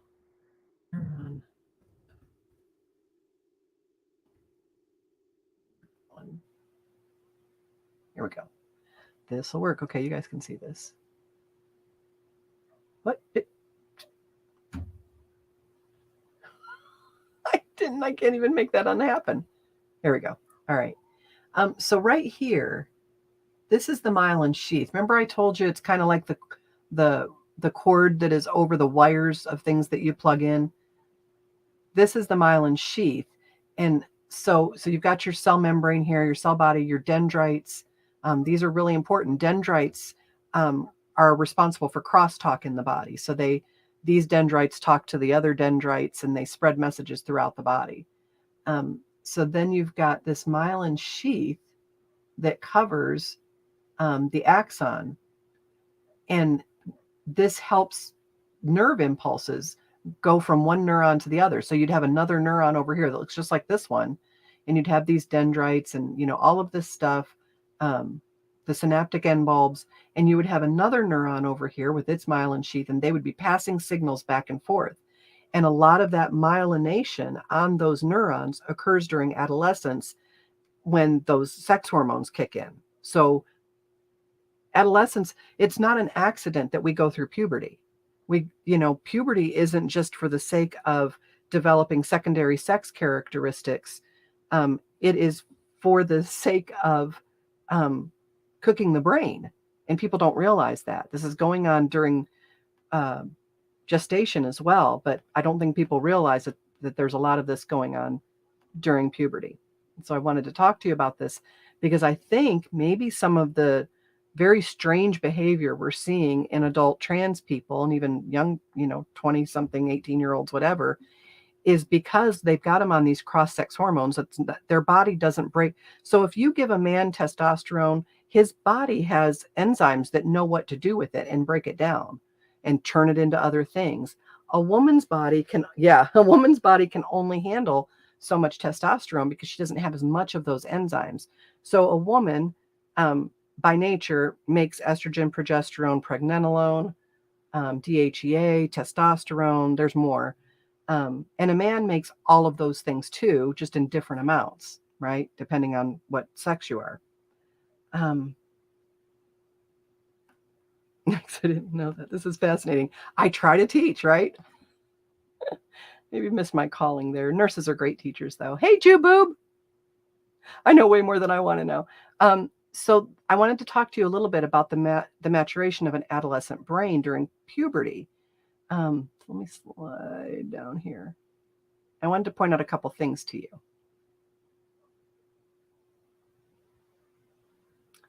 So brain maturation during adolescence. So we're considering adolescence from 10 to 24 as far as brain maturation.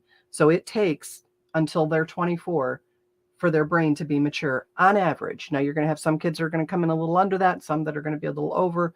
Boys tend to be pushing the 24 mark, where girls tend to be a little sooner. It could be governed by several factors. It may be influenced by heredity, environment, prenatal and postnatal, insults, so things that happen during pregnancy or right after birth, nutritional status, sleep patterns, pharmacotherapy, so drugs, surgical interventions, there's all kinds of things, right? Stress, sex hormones, including estrogen, progesterone, and testosterone, can influence the development and maturation of the adolescent brain. MRI studies have suggested that neurocircuitry and myelinogenesis remain under construction during adolescence because these events in the central nervous system are transcriptionally regulated by sex hormones that are specifically increased during puberty.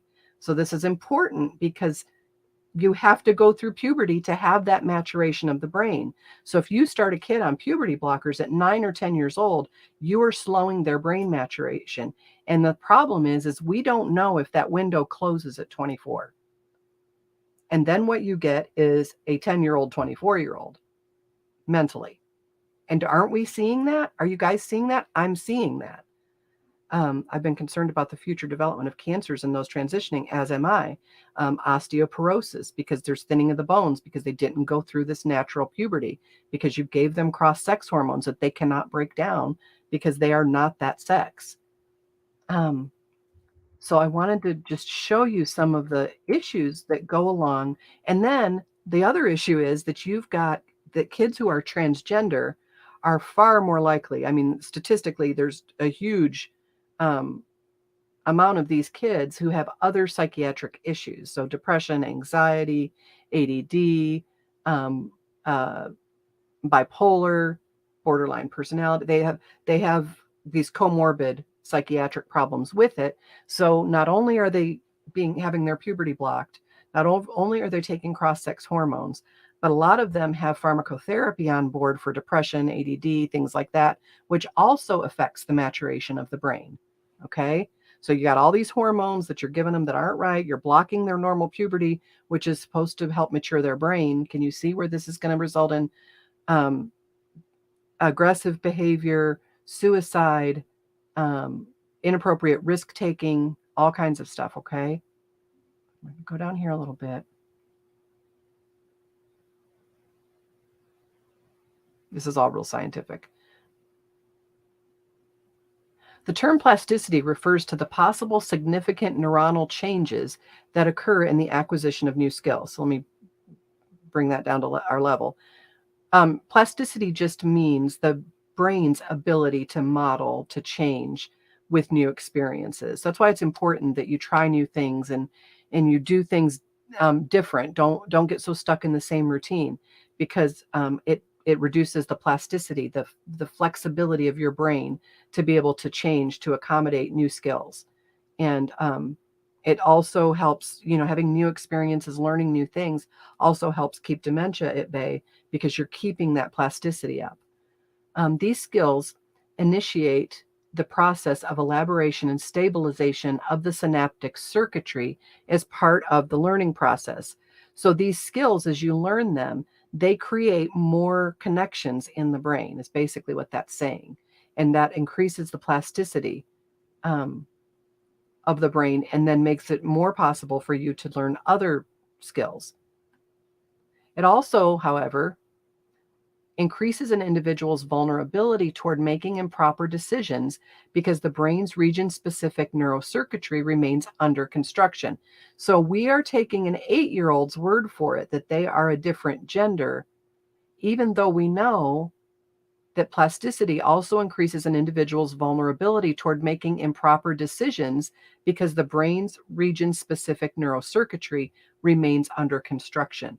So there is no way, based on science, that you can tell me that a child can make an appropriate decision about a life-changing endeavor.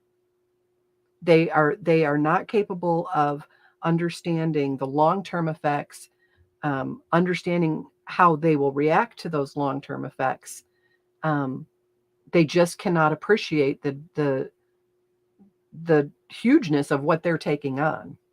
Which areas of the brain are hit the most? It's all over that whole brain. You've got the prefrontal cortex. It's in here. I'll put this link in so you can read it, because it's going to be too heavy for a lot of people and they're not going to be able to sit through it. A significant portion of brain growth and development occurring in adolescence is the construction and strengthening of the neurocircuitry. So these pathways in the brain, in particular, the brain stem. So the brain stem back here at the very back of your skull, that controls all of the things that you don't have to think about. Breathing, the movement of your lungs, the movement of your diaphragm, the movement of your bowels, all of those things that you don't control, that you don't have to think about when you fall asleep, brainstem, okay? Cerebellum, your occipital lobe, your parietal lobe, your frontal lobe, your temporal lobe, basically your whole dang brain. The frontal lobes are involved in movement control, problem solving. Now, keep in mind that we've got this kid on a puberty blocker. So these things that they should be mastering. So, 11-year-olds should be able to do these particular things with their body as far as movement. They should be able to problem solve these sorts of problems. They should be able to have a good working memory of what they're doing. They should be able to have more and more expressive language for how they're feeling and relating. Initiation and judgment, starting something, not having to be told to do everything, judgment about whether that's a thing that should be started or not, impulse control, and social and sexual behavior. Furthermore, the prefrontal cortex, which is implicated in drug-seeking behavior, remains in a process of continuous reconstruction, consolidation, and maturation during adolescence. So these kids, just by virtue of them being in puberty, these are the things that they're trying to master. They're trying to master movement of their body and become more coordinated and less clumsy. And when your kids go through puberty, they have that real clumsy phase. That's part of the brain development. That's not a weakness in the child. That's normal.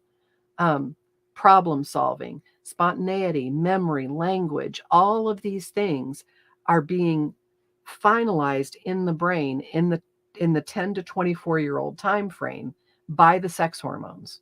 Okay. I don't want to read all that. So behavioral problems. Now, we have to keep in mind, hold on a second, let me read our comments here. Oh, I got those. Okay. What we have to keep in mind is all those things are being built. It's like a scaffolding just being built in the brain for all of these things that they're going to need to be able to do during adulthood. At the same time, between 10 and 24, they're presented with more and more freedom, more and more responsibility. We push them to make more of their decisions, as we should, because we want to give them practice for when they go out. But they are more likely to make a bad decision, not be able to appreciate the long-term consequences.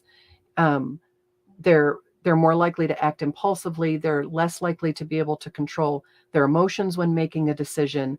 So this tells me, and should tell you, that we should not be relying on children to make a life-changing decision in which surgery will happen to their body. They will be dependent on medications for the rest of their life and future surgeries as things start to happen.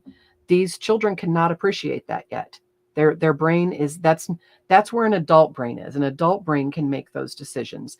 That's why children are in our charge until they're adults, so that we can guide them in making those decisions. Hi, Nexit.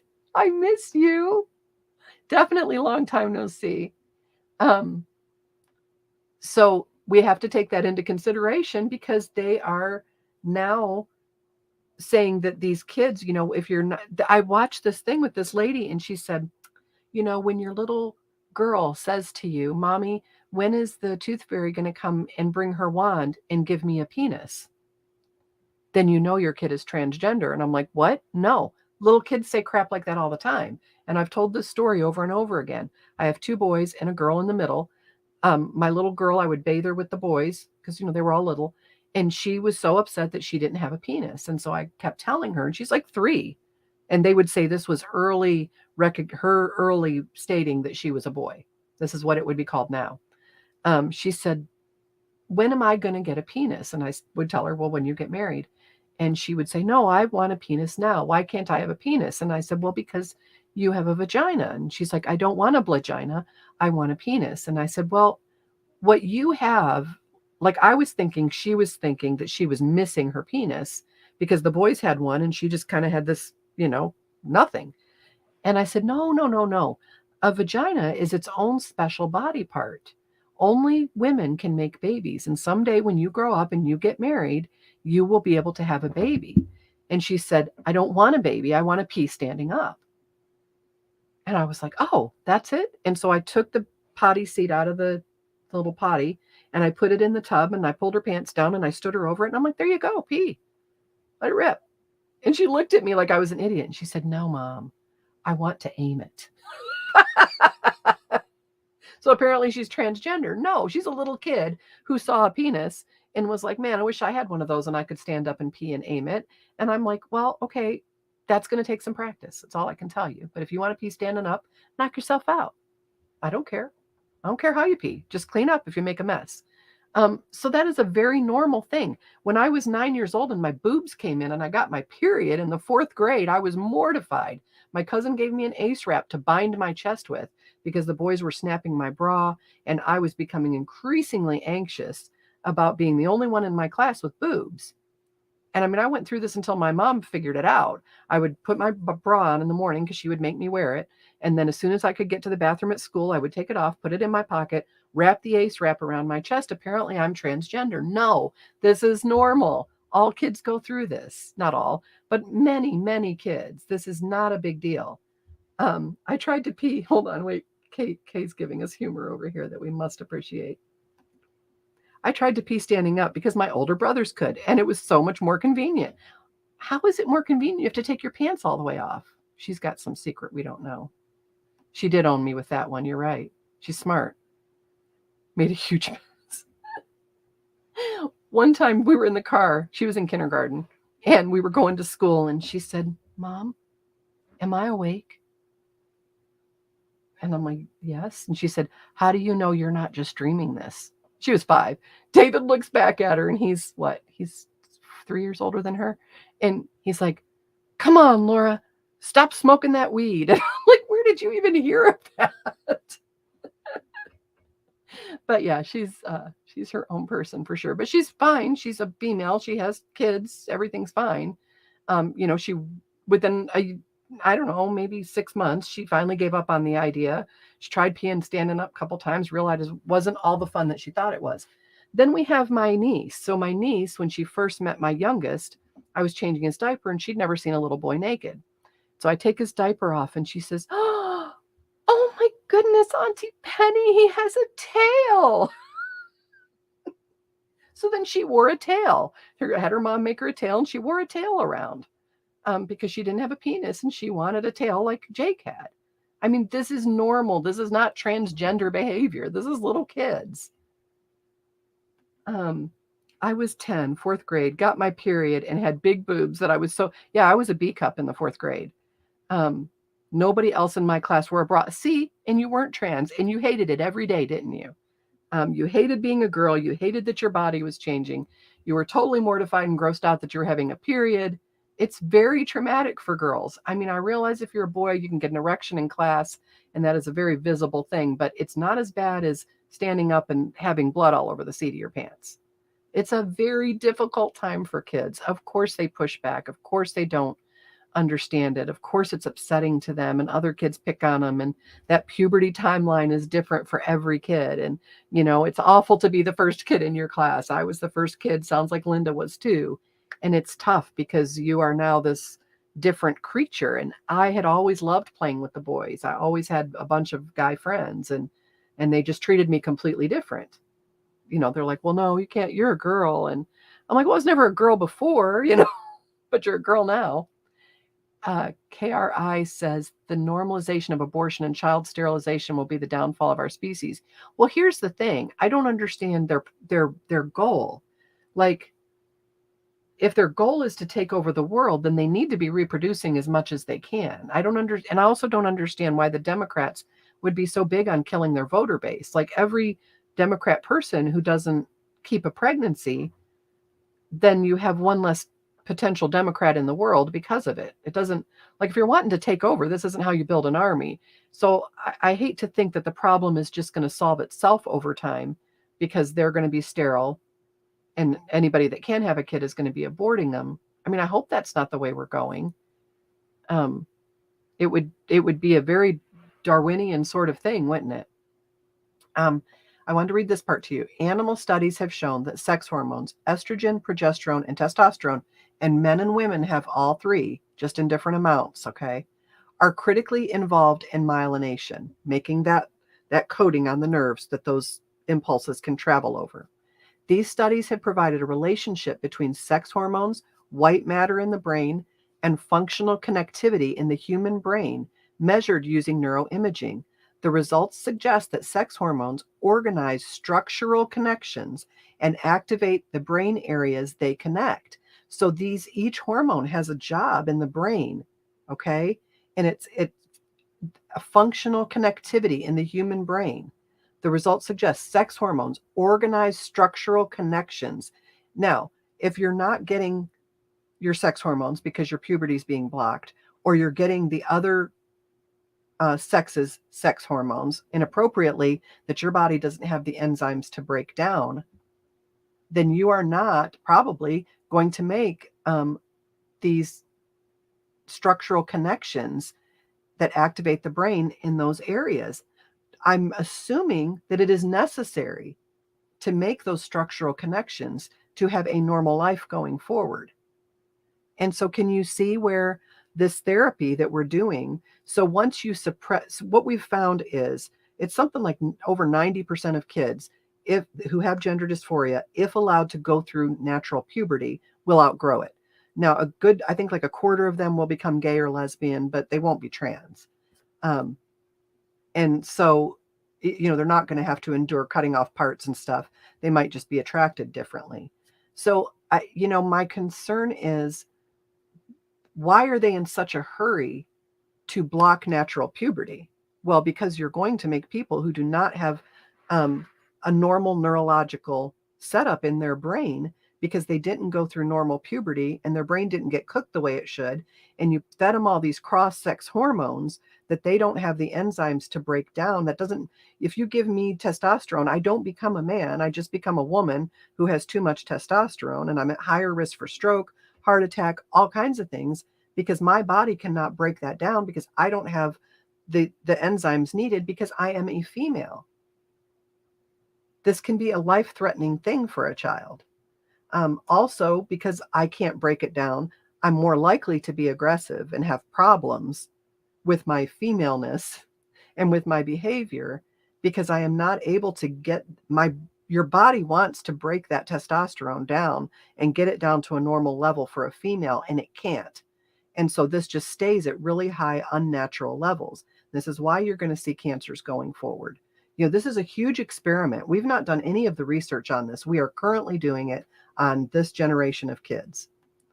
Lady Be Good says, written on the Georgia Guidestones, they want a small population to control us like herds of cattle. I don't know what the other explanation would be. And I'm most concerned that they just keep coming up with more and more perverse ways to do it. They don't want to take this kind of calm approach where they say, hey, let's all think about how many kids we have. We have limited resources, and make it voluntary. They just want to push this agenda on children in school. And I think it's not just because of the environment. I think it's just this sick fetishization of children.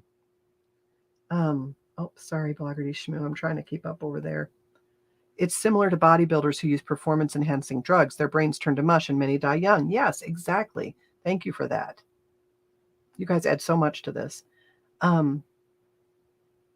These processes could underlie a better integration of structural and functional communication between brain regions with age. Well, not if you don't let them go through puberty. Specifically, ovarian hormones, estradiol and progesterone. So we make two different kinds of estrogen, estradiol. I think there's estrogen 1 and 2, estradiol, progesterone, DHEA, pregnenolone. I'm pretty sure there's another one. May enhance both corticocortical and subcorticocortical, that's part of the brain, functional connectivity, whereas testosterone may decrease subcorticocortical functional connectivity, but increase the functional connectivity between other areas of the brain, meaning the male brain matures differently and cooks different areas of the brain differently than the female hormones do in the female brain. Therefore, when examining brain development and aging, or when investigating the possible biological mechanisms of neurological diseases, the contribution of sex hormones should not be ignored. Now, my concern is, when they're doing these therapies on these kids, are they actually monitoring these kids to make sure that they are not having any neurological impact? Are they doing MRIs? Are they doing PET scans of the brain to make sure that the brain is myelinating the way it's supposed to? Or are we going to have a bunch of demyelinated kids who end up with very early onset dementia? I'm guessing we will. Dementia, multiple sclerosis, Parkinson's disease, all kinds of things, because that brain has not been properly cooked as it should be during puberty. Those sex hormones are not just for secondary sex characteristics. They create the connections in the brain.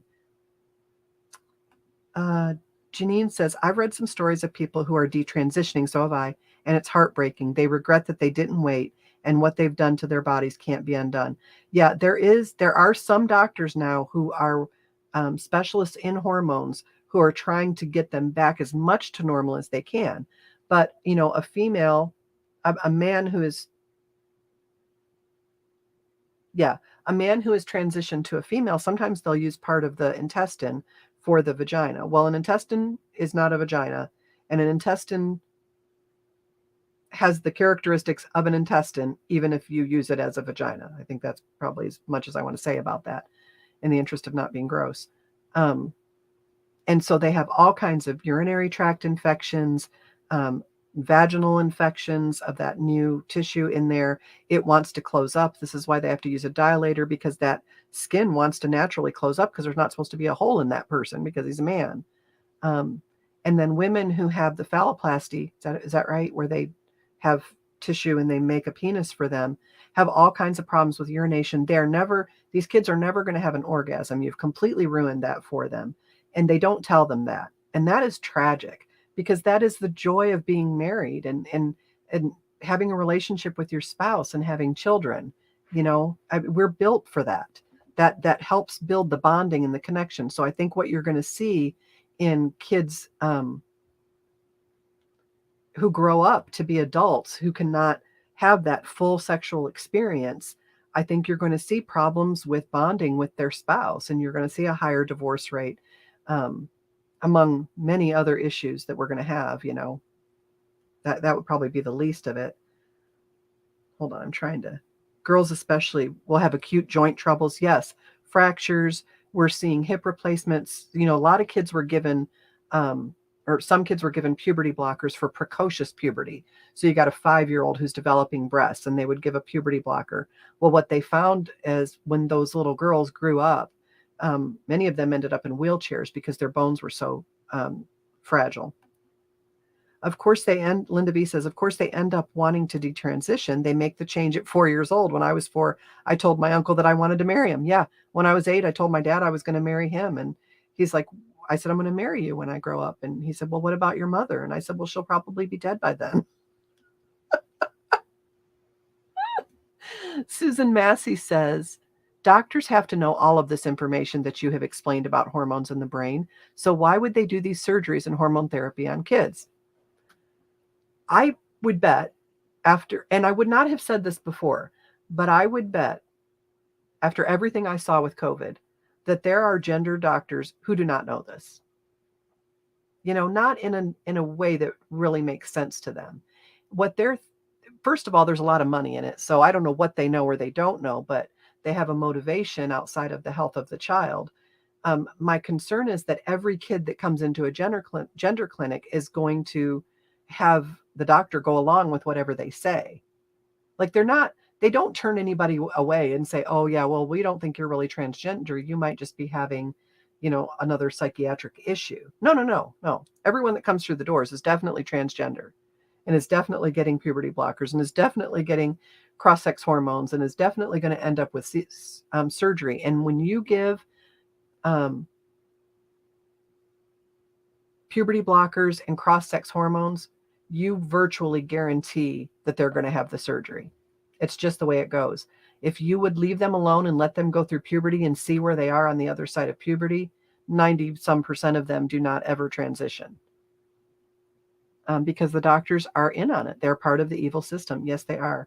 And they may be unaware that they're a part of an evil system. They may think they're doing good. But that is a problem with discernment and the doctor's inability to be able to know right from wrong and good from evil. And it is an emerging market, absolutely. Pharmaceutical companies are making a boatload of money off of this. These drugs are not cheap. These treatments aren't cheap. And some of these clinics in the United States even brag that they don't have a psych component of their program, which means you can just go in there and tell them what you want them to do and they'll do it. And this is a selling tool that you're not going to have to jump. You guys, I had weight loss surgery. I had to see a psychiatrist to have that done. But you don't have to see a psychiatrist to have your genitals removed. Something's not right there. Rossi says, this is sickening that they do that. Well, it is. And no one's talking about this. No one is talking about that sex hormones are responsible for far more than just secondary sex characteristics. We are now messing with the brains of these kids in a big way.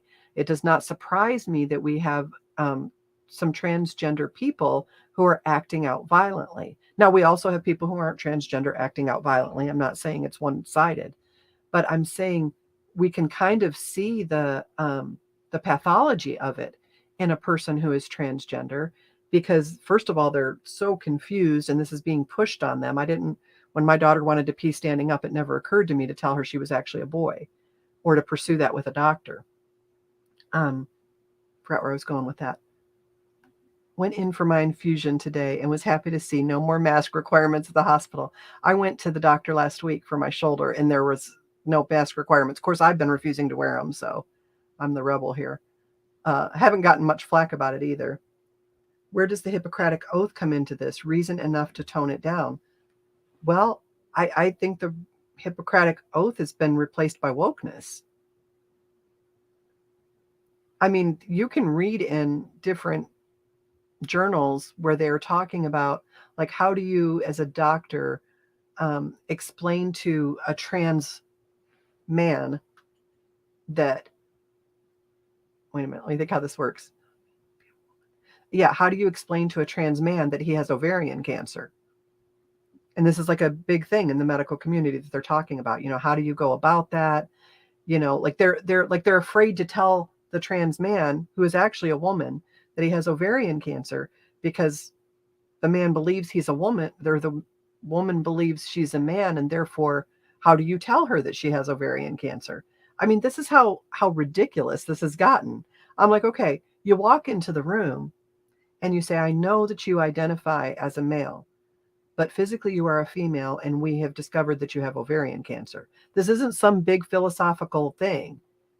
You can acknowledge that that person believes something about themselves, and you can also acknowledge that there is a physical reality that contradicts that. And it may be difficult for that person to hear, but that's the way it is.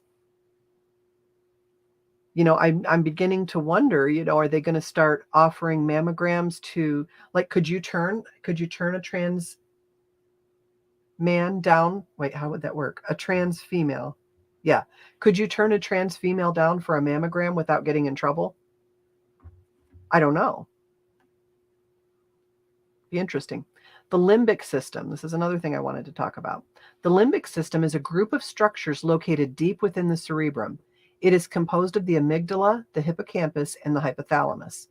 These brain regions are involved in the expression of emotions and motivation, which are related to survival. So you guys, how we'll see where people who are trans get totally freaked out if anybody challenges them, and they think it's violence. They think words are violence. They think that there is a genocide. Maybe the reason they think that is because of what's going on with the limbic system, because it wasn't allowed to mature because of puberty blockers, and because it's been thwarted in its development because of cross-sex hormones. The emotions include fear, anger, and the fight or flight response. Does it now make sense why they're acting like lunatics? In addition, the limbic system regulates functions related to memory storage and retrieval of events that invoke a strong emotional response. Neuroimaging studies have revealed that when interacting with others and making decisions, adolescents are more likely to be swayed by their emotions. Therefore, maybe when you got a group of 6 girls coming in from one school who've all decided they're transgender, you can look at their state of neurological development and determine that that's probably not the case, and just have a normal conversation with them about whatever they're feeling and how that doesn't necessarily make them the other sex. Well, specific doctors may not know, but I would guess whoever is above that doctor in the system is part of this evil. Yeah, I would too. It's there on some level for sure. Neuroimaging studies reveal that when interacting, they're more likely to be swayed by their emotions. In addition, adolescents often read others' emotions incorrectly. So if you've got a kid who's transgender, they may not want to tell you because they perceive that your emotional response would be anger or to reject them. And the school plays in on this by agreeing not to tell the parents. And the child, how often is a kid? I mean, there were so many. My dad was like one that you'd get in big trouble for little stupid crap, but big stuff that I was scared he was going to kill me for, he was very understanding about. So I completely was not able to understand that that would be his reaction until I was an adult, even though it was very clear that he was good about the bigger things. Kalo says, how do people afford all this? It can't be covered. It is an elective surgery, and most insurance companies are required to cover it. And, the thing is the parent has to pay for it, not the kid, even though the parent may not want this elective surgery for their child. And if they don't cough up the funds for this elective surgery for their child, in some states, their child will be taken from them. Washington, for example. I just want you guys to feel really educated about this, because I feel like the argument is very emotional, that we're talking about emotional things, that we're engaging in just this kind of back and forth that's not going to get us anywhere. These are the things we need to be talking about. We need to be talking about, you need to say to the doctor, okay, well, since sex hormones during puberty are responsible for building the connections and the network in the brain, how might this affect the brain development and the brain maturation of my child? And they're going to tell you they don't know, and that's when you leave. This is the kind of ammunition you need. When you're talking to somebody's kid is struggling with this, they're talking to you, this is now, you would like that link. Hold on, love. Let me get that for you. It's really, really sciencey, but you guys are super smart. I think you can figure out most of it. Okay, let me put this in the chats. Here's the Rumble chat. Copy. No, paste. And I'm going to put it down here in the comment section because it'll disappear when the rants go off. Paste. And then, hold on. Comment. Why are you showing up in my feed, Dondell? I don't know. You must have followed me. I'm posting comments too fast. It's my channel. I can post them as fast as I want. Okay, Bloggerty Shmoo, I'm going to put this. I don't know if you can see it in here. I'm going to put that in, and having trouble connecting. Please check your internet connection. What? I'm plugged in. You guys still with me? It's weird. Let's try again. Paste. There we go. Yeah, it looks like it came up on YouTube and on my author page. So if you're on my regular Facebook page, you probably can't see it. Whatever the subject, I'm more interested in what is true. Me too. Oh, you can see it in Facebook? Okay, awesome. All right. So the limbic system. The limbic system is in charge of your fight or flight, your emotions, an understanding of how the limbic system and prefrontal cortex are used has provided a partial explanation for certain characteristics of adolescence and their behaviors, such as quickness to anger, intense mood swings, making decisions on the basis of gut feelings, because adolescents rely heavily on the emotional region of their brain because they're waiting for that logical, rational part of their brain to be cooked by puberty. They're using the part of their brain they have access to at that level of development. So, that's why you have to be really tender with kids that are going through and they're doing rash things. You have to understand that's the development of their brain at that point. Now, do we just let them keep doing that? Well, gosh, of course not. No, you say, sweetheart, look, because of your age and because of how mature your brain is and the areas that still are cooking, you're more likely to make a decision based on emotions or based on what your friends are doing. And those aren't always the best decisions, are they? You can help them look back on the decisions they've made, and they can see that now looking back, they're not in the moment. They're able to see it. And so you use those as teachable moments. So what happens if the prefrontal cortex does not go through puberty is there's this behavioral immaturity in the person. So, you got a 24-year-old who's coloring their hair with Kool-Aid and, playing video games all day and doesn't want to get a job and all this stuff. Well, there you go. Anything on the immune system, MS problems later in life? Yeah, I mentioned that earlier. I'm very concerned that they're not going to go through this myelination process and this networking in the brain and these connections, I'm very concerned that they're going to be more predisposed to MS, Parkinson's, early onset dementia. I predict, mark it down somewhere, 1042 on April 28th, 2023, that we are going to, in the next 30 years, see a huge increase in dementia onset in the 20s and 30s. It's crazy. So MRI studies discovered that the developmental processes tend to occur in the brain in a back to front pattern, explaining why the prefrontal cortex develops last. These studies have also shown that teens have less white matter, so myelin, in the front lobes compared to adults, and that myelin in the front lobe increases throughout adolescence, right? Because puberty is spurring that. With more myelin comes the growth of important neurocircuitry, so all those connections, allowing for better flow of information between the brain regions. So now you've got a kid on puberty blockers, on cross-sex hormones, and you're now asking them to make a decision about surgery. You have essentially crippled their any level of decision making that they would have had at that age, at that stage in their development. And now you're asking them to make an adult decision. It's crazy. And you've crippled them with these drugs, which means more money for companies selling drugs for those problems. It's right. The drug companies has a drug for every problem they cause. Yes, people cannot see that they've made themselves lifelong customers of Big Pharma. I hope this is helpful for you guys. It's something I've been wanting to get in on for a while. These findings have led to the concept of frontalization, whereby the prefrontal cortex develops in order to regulate behavioral responses initiated by the limbic structures.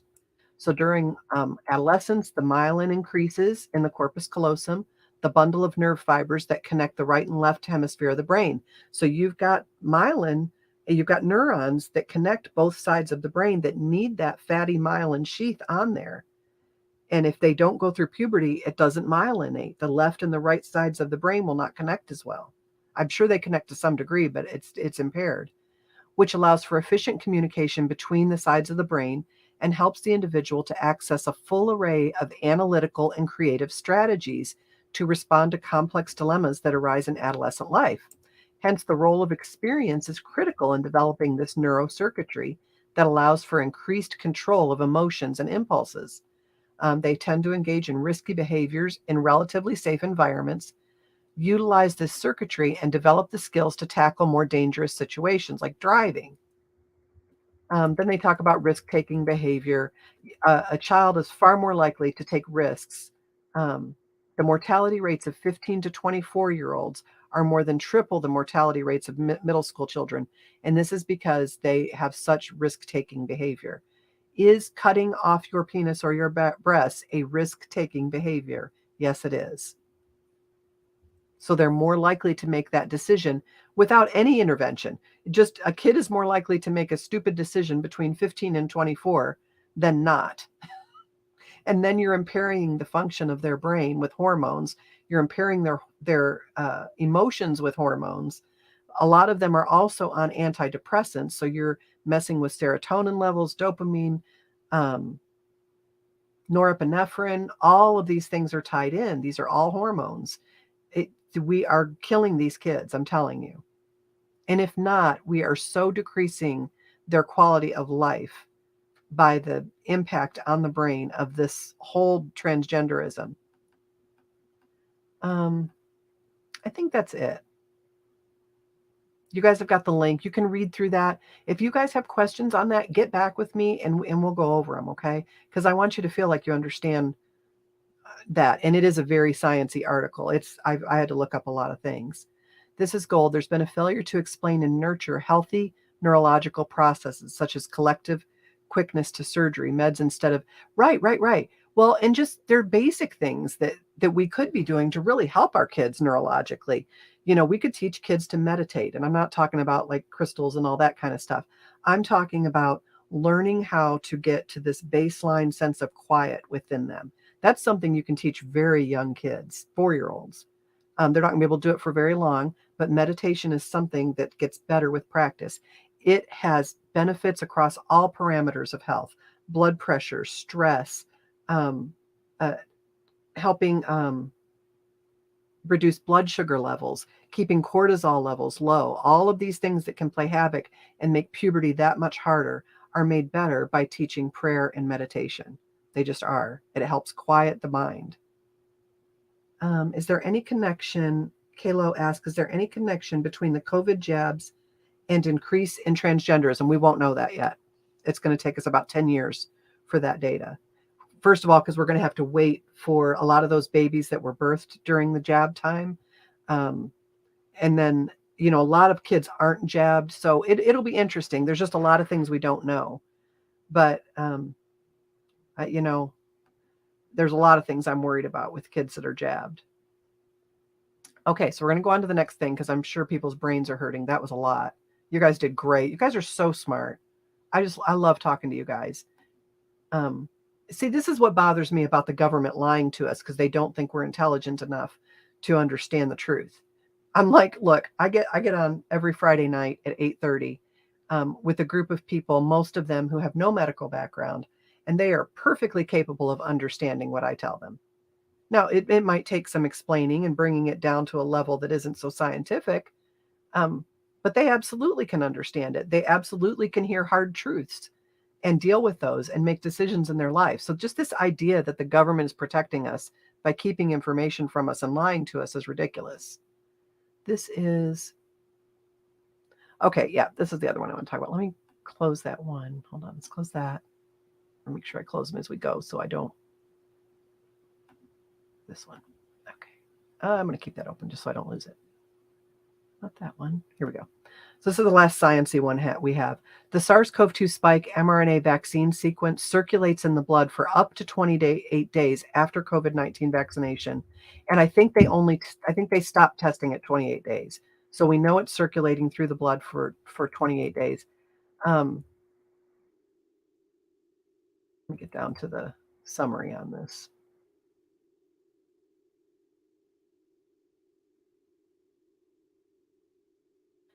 We surprisingly found fragments of COVID-19 vaccine mRNA, and they are able to genetically tell the difference between the mRNA that is seen in the vaccine and the spike protein that you would see from a natural infection. So just so you know that that's not being confused. Up to 28 days post-vaccination in blood from chronic hepatitis C patients vaccinated with mRNA vaccines from Pfizer and Moderna. Analysis of the mRNA vaccine function has focused on the immune response and on protection of vaccinated individuals from severe COVID. The lipid nanoparticles have been reported to be rapidly cleared by immune cells, and mRNA is degraded by exonucleases in tissue in the blood, meaning your body just breaks them down because they're fragile. A recent study did not detect the vaccine mRNA by PCR in human milk after 4 to 48 hours post-dose 1 or 2. RNA sequence is, but we do see the lipid nanoparticles, and the lipid nanoparticles are causing problems, and we're seeing those past that date. They're just checking for mRNA. Isn't that interesting? We know that the lipid nanoparticles cause systemic inflammation, and they're not checking for those in breast milk. It's just, I'm so tired of being lied to. RNA sequencing is widely used. I'm not going to read all that. We expect that vaccine mRNA detected in plasma in the blood is contained within lipid nanoparticles, and that LNPs in plasma have been slowly released from the injection site, either directly to the blood or through the lymph system. Without the LNPs protecting the mRNA would rapidly degrade. This is the problem. They took the mRNA and they wrapped it in these fatty little balls, fatty balls, and so that it wouldn't break down when it got in your system. And so the mRNA that they said, mRNA, when it goes into the human body, rapidly degrades. True. But what they don't tell you is, and because we know that's a problem and we need it to not rapidly degrade, we wrap it in a lipid nanoparticle so that it won't rapidly degrade. So they lead you to believe, this mRNA that we're putting in your body, in 48 hours, it's going to be gone. No, it would be gone in 48 hours if you just put the mRNA in my body. But you're wrapping it in a lipid nanoparticle, and it is not then gone in 48 hours. And that's the part they're not telling you. This allows prolonged spike protein production. This is the design of it. It isn't an accident. This is a feature. It is a feature that the mRNA will not break down because it's been wrapped in a lipid nanoparticle. And the lipid nanoparticle allows it to cross the cell wall into the nucleus, which is also a problem because they told us it wouldn't do that. Now we know it does.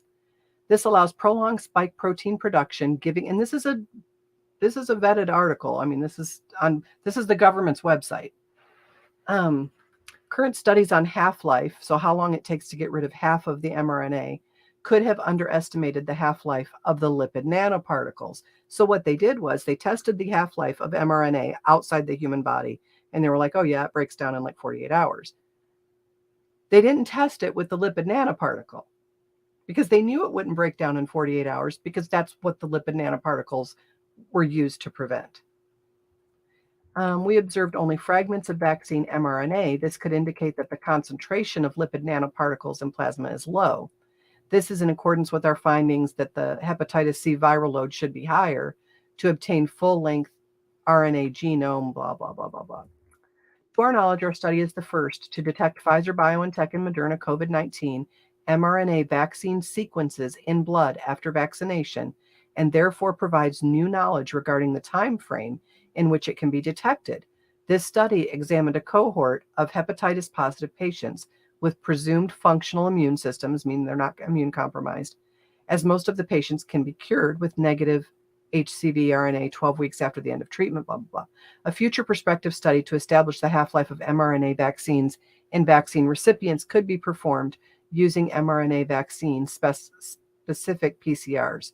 Anyway, these findings are interesting and should lead to further research into the design of lipid nanoparticles and the half-life of the lipid nanoparticles and mRNA vaccines. But it should be emphasized that our data does not in any way change the conclusion that mRNA vaccines are safe and effective. Well, yeah, of course, because you have to say that because it's on the government website, by God. But anyway, just so you know that at least at the 28-day mark, the mRNA vaccine sequence was still in there, the one that was supposed to break down in 2 days. And they didn't test it past the 28th day. So they can say, oh, up to 28 days because we didn't test past that. Just go beat all. The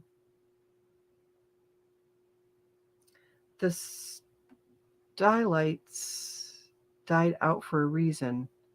If you know about that sect, I do not. There's, see, so much learning. There's so much learning to do. Okay, so there's that one.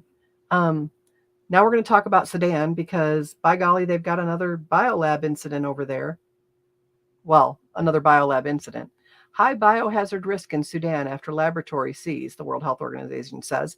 And notice when you hear this, when they talk about this on the news, I want you to listen for them to say the health lab.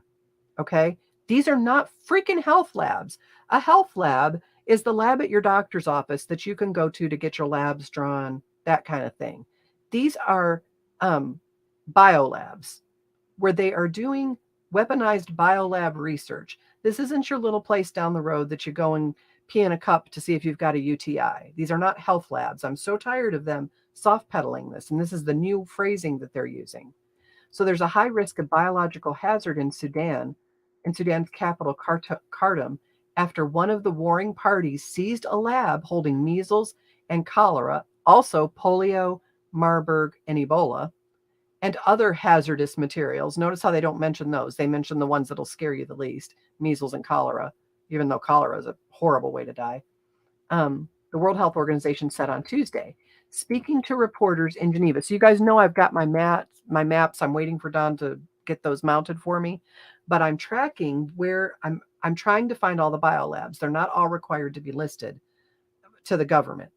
You have private, people can rent. If I wanted to rent BSL-3 space today, I could just get online and Google rent BSL-3 lab space. And I could find a place to probably several here in Kentucky where I could do research in a BSL lab if I had the money. So these labs are everywhere. And I did a podcast way back where I talked about how you can go and check at least the labs that they'll tell you about in your area. Let me find it. USA Today Biolab search. Find that. Yeah, it's called Biolabs in Your Backyard. So you can go to this page, just look up Biolabs in Your Backyard, and then you can view your state. And so let's go to Kentucky. Okay, so we've got the University of Kentucky and the University of Louisville.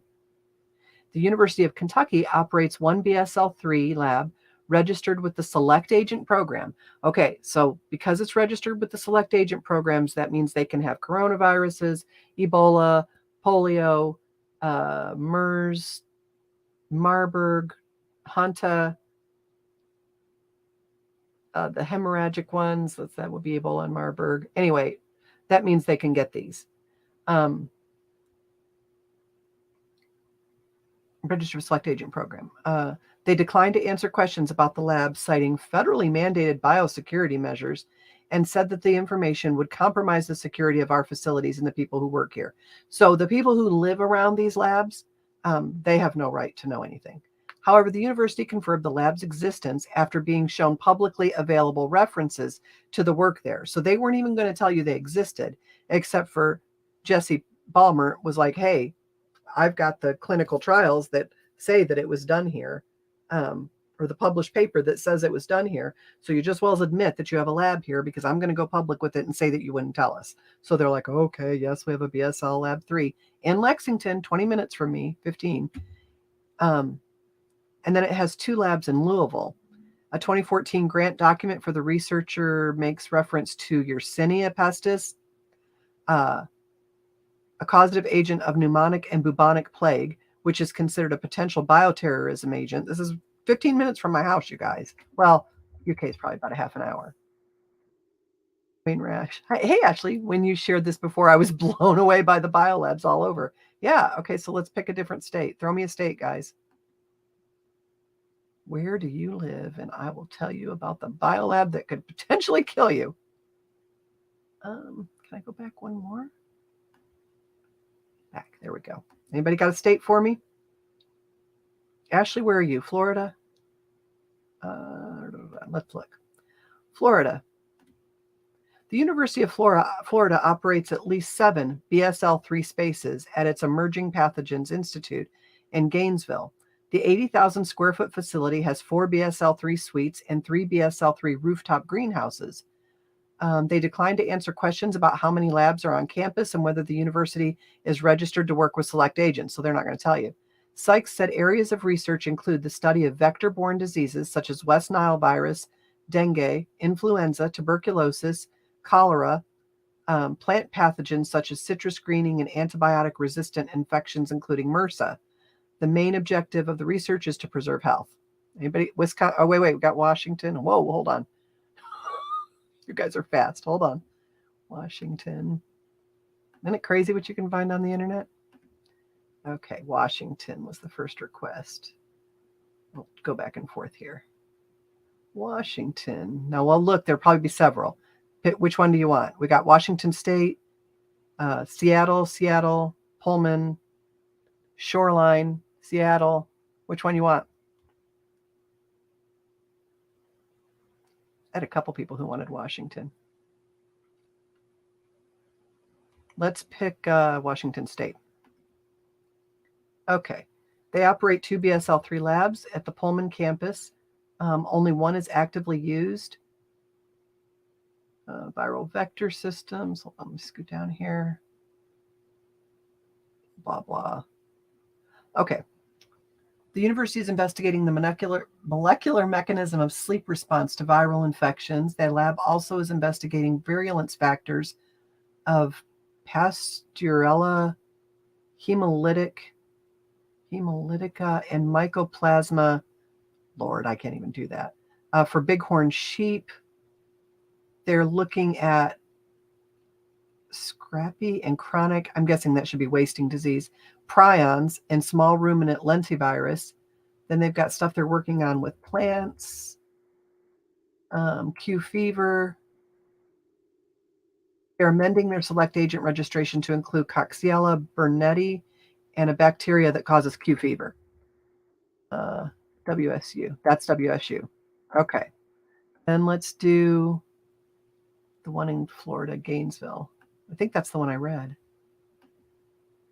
Florida.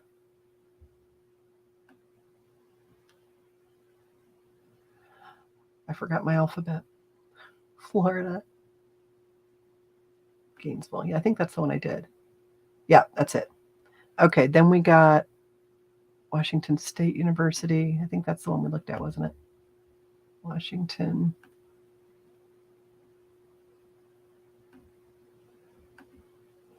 Yeah, that's the one we looked at.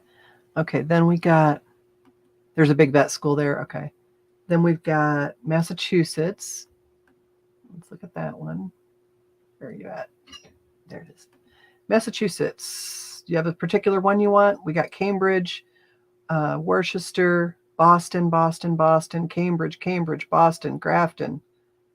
Let me know if you've got a pick on there. For now, I'm going to go with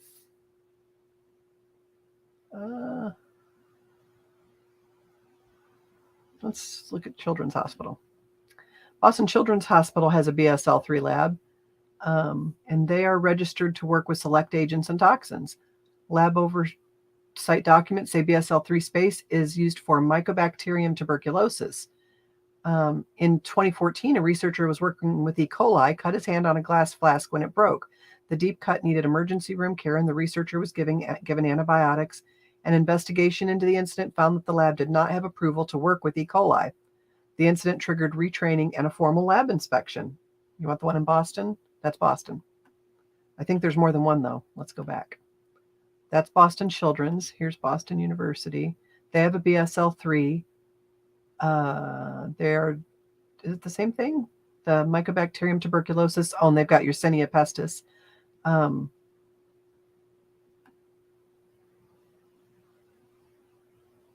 It says National Institute of Health has issued guidance to labs recommending that institutions post institutional biosafety committee minutes online. BU is among the few labs that is doing that. They're home to the National Emerging Infectious Disease Lab. They have a BSL-3, a BSL-4 that is being permitted. This is an old article, so it's probably permitted by now.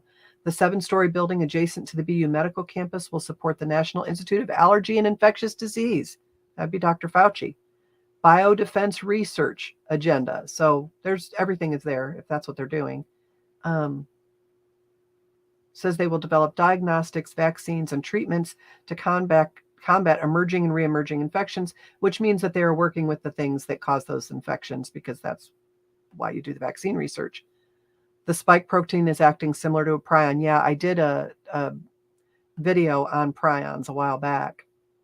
I don't remember where that one is. I need to start making a list of what each show is about and putting it in a binder so that I can get to it easy. Okay, we had Texas. Texas has got all kinds of scary going on. Hold on. Sorry, you guys are not going to sleep at night. You're like, oh crap. There's several in Texas, so let's look here. Okay, so we got Harlingen, Austin, College Station, Dallas, El Paso, Fort Hood, Galveston, Houston, Lubbock, San Antonio, Austin, Amarillo. Which one you want, love? Pamela, which one you want? I guess that explains the life forms you see crawling out of the black rose on the weekends. Bloggerty Schmoo. You're adorable.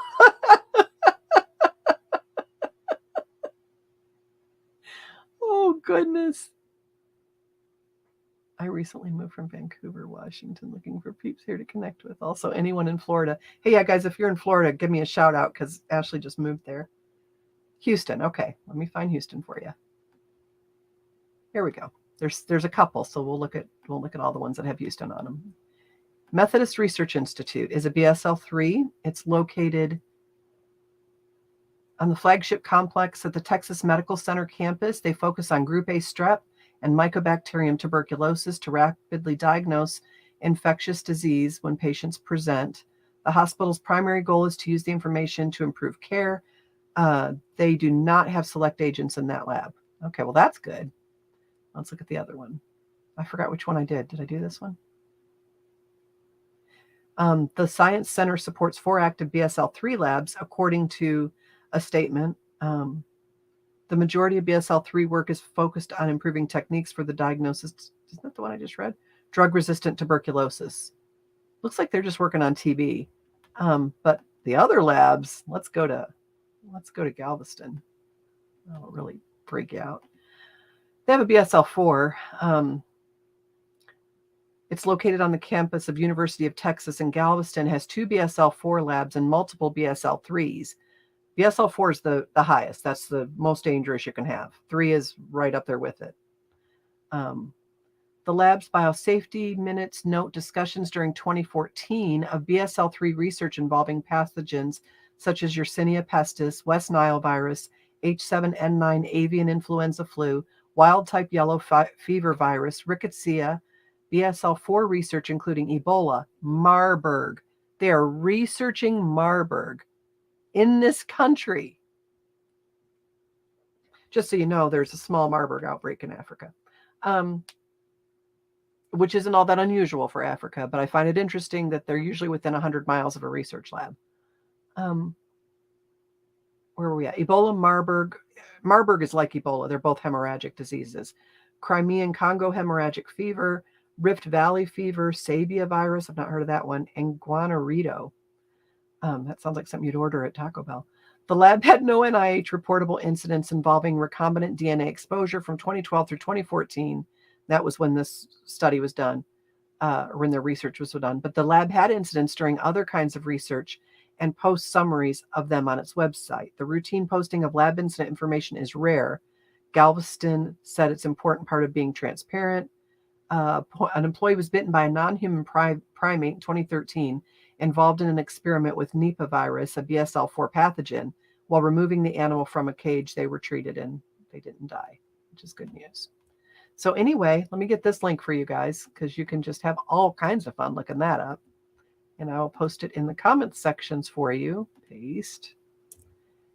And you can just delight your friends and family with all of the scary knowledge in your brain about the neurological effects of puberty blockers.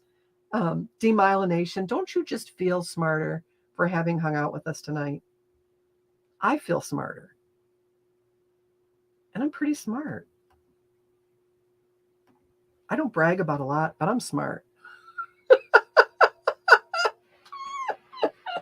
I crack me up. I'm humble too. So there's biolabs. Okay. So now we've got this whole situation in Sudan where the people that are fighting, smart people, press the like button. That's right. If you don't press the like button, Satan rips the wings off a tiny baby angel. And nobody wants that, you guys. 7 likes. Now, come on. There's 36 of you in here. You better hit the like button or you're responsible for a great deal of suffering. Just kidding. This is the main concern. No accessibility to the lab technicians to the lab and safely contain the biological material and substances. Okay, so yeah, these rebel fighters, Sudanese armed forces, rapid support forces, they have taken over this biolab that I'm sure we're running. We're going to say we're not running it because what's really probably going on is that military contractors are running it. But I will guarantee you, with some research this weekend, I will be able to find that the NIH is funding studies there on gain-of-function research or dual-use research, whatever they want to call it. I'm looking here to see. Okay, the United Nations Humanitarian Office has been forced to cut back on some of its activities due to intense fighting. 5 aid workers have been killed since the fighting broke out. In areas where intense fighting has hampered our humanitarian operations, we've been forced to reduce our footprint, meaning we got to get out of there. We can't protect this place. They're doing all kinds of scary research here. And if this gets out, they will blame them. But what we must remember is that the United States government is responsible for causing this conflict in Sudan. So there's that. Let's do this one. Oh, come on. Let me read it. I get this one before. This is, I wonder if it's archived. Let's look. Oh, for the love of God. We're just going to skip it because my voice is going anyway. Anyway, Last American Vagabond, you guys, if you don't, just lastamericanvagabond.com. they've got just great resources here. The Cominardi illusion, total bullcrap. Transgender PSYOP, East Palestine, they just all kinds of good news here that you can count on. DNA contamination in COVID injections, genetic barcodes in the ongoing COVID illusion cover-up, all kinds of good stuff in here.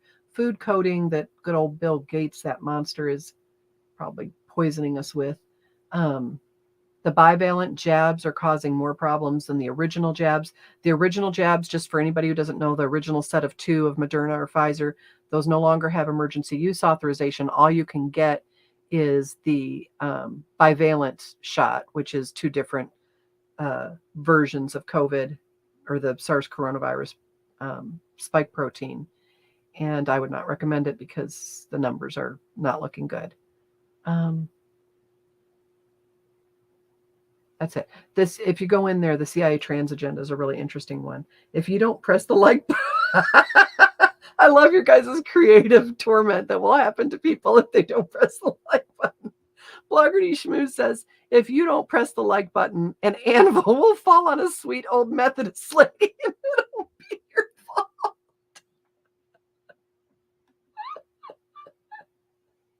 That's a good one.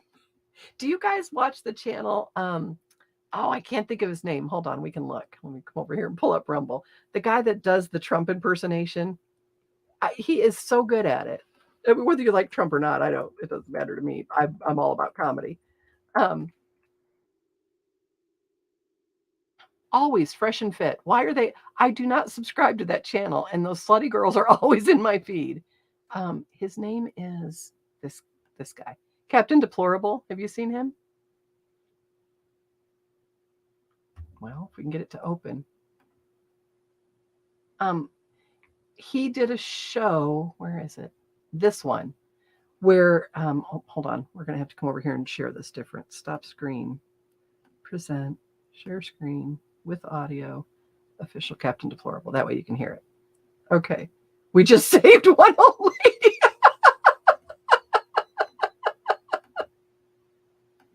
You guys rock. We saved an old lady.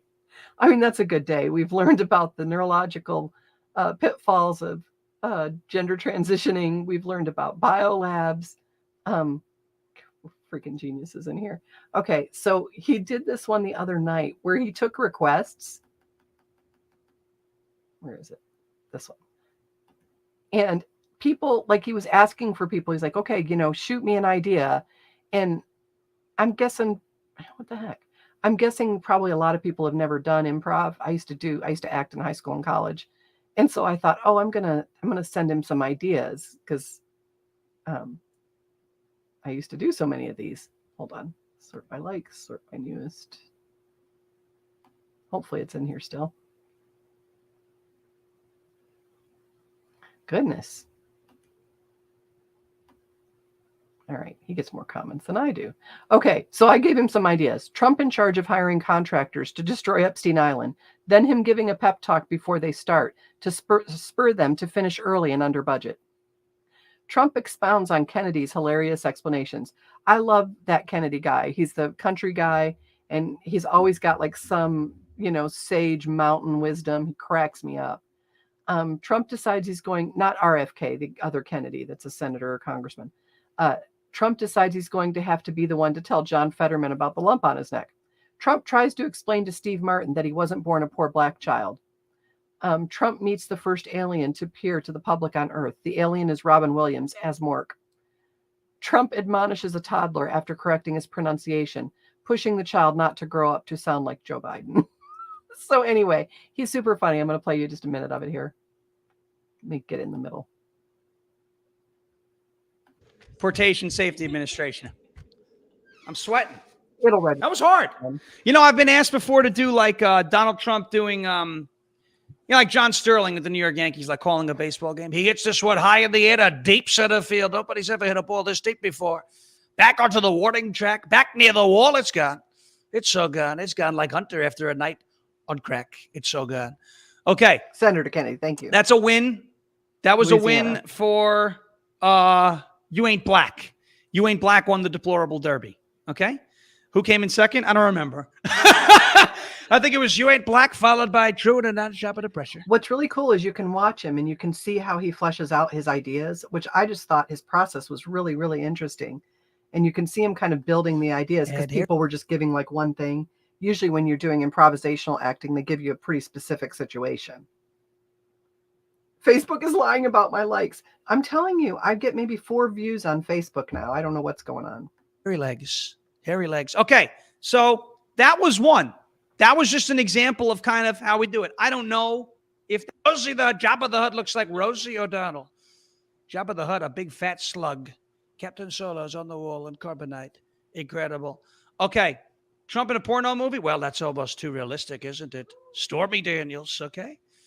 Big, beautiful biscuits. Okay. All right, what else? Let's do another one. Darth in flannel. That's right. Gina said that. Gina says Darth in flannel. Trump is Luke. Yeah, Trump is Luke, I guess. That was interesting. All right. He doesn't do that one. A situation that you wouldn't normally find Donald Trump in. I'll do it right now. Let's see. Ohio, Darth Vader. Trump at Disney. My wife's cooking is so bad, the flies got together and fixed the hole in the kitchen screen. Prepper 101. Anyway, his name is Official Captain Deplorable. Stupid. I love it. He's super I love funny. the guy. What is it? Gas is getting so damn expensive that it's going to be more affordable to buy cocaine and run everywhere. Isn't his It's great. I'm getting good at his. I'm going to start doing John Kennedy. Yeah, I've been in the South long enough. Okay, Sam Jackson, Pulp Fiction. I don't know what. Oh, you know what's a funny one? What if we do talk about Sam Jackson? Snakes on a Plane. You ever see that movie? Do you know what super that movie's quick. about? Snakes on a Plane. Wonder what that's about. Has to be about snakes on an airplane. Do you Also think of it? It's demanded about the another swamp, cheeseburger. Washington, D.C. I'm tired of all these snakes. He curses, though. I'm tired of these mother snakes on this mother plane. That's what he says. I'm tired of all these snakes on the plane. Big, beautiful snakes. A lot of snakes. We don't like them. It's like Washington, D.C. on an airplane. Snakes all over the place. Terrible. Okay. Okay. So that's the Official Captain Deplorable. That's a channel. I want to highlight some channels on Rumble because a lot of people get here and don't know what to look for because if what's here, right? How would you know? It's just not set up the way YouTube is to easily find things. But I found this guy, you guys, Billy Falcon. I had never heard of him. Give me a shout out if you've ever heard of Billy Falcon. So Billy Falcon is a musician and a songwriter, and he worked extensively with John Bon Jovi. And his daughter is Rose Falcon, and she is a country music singer, but he also sings. And so he's got a channel here, and it's called just Billy Falcon. And he does these live streams, very strong faith, super inspirational, really, really sweet guy. But I was going through here, and he had some music. And if you're on YouTube, I probably will have to drop you because this is the last thing we're going to do. And if I play it, I'm trying to think of how I can play it without getting in copyright trouble. Let me think. I guess if I stop the video several times and comment on it, I know that's annoying, but if I add content to it, I won't get in trouble for copyright issues. So this is his daughter, and this was on Fox News. I don't know why I couldn't show this. Maybe I won't. Okay, hold on. Let me find it.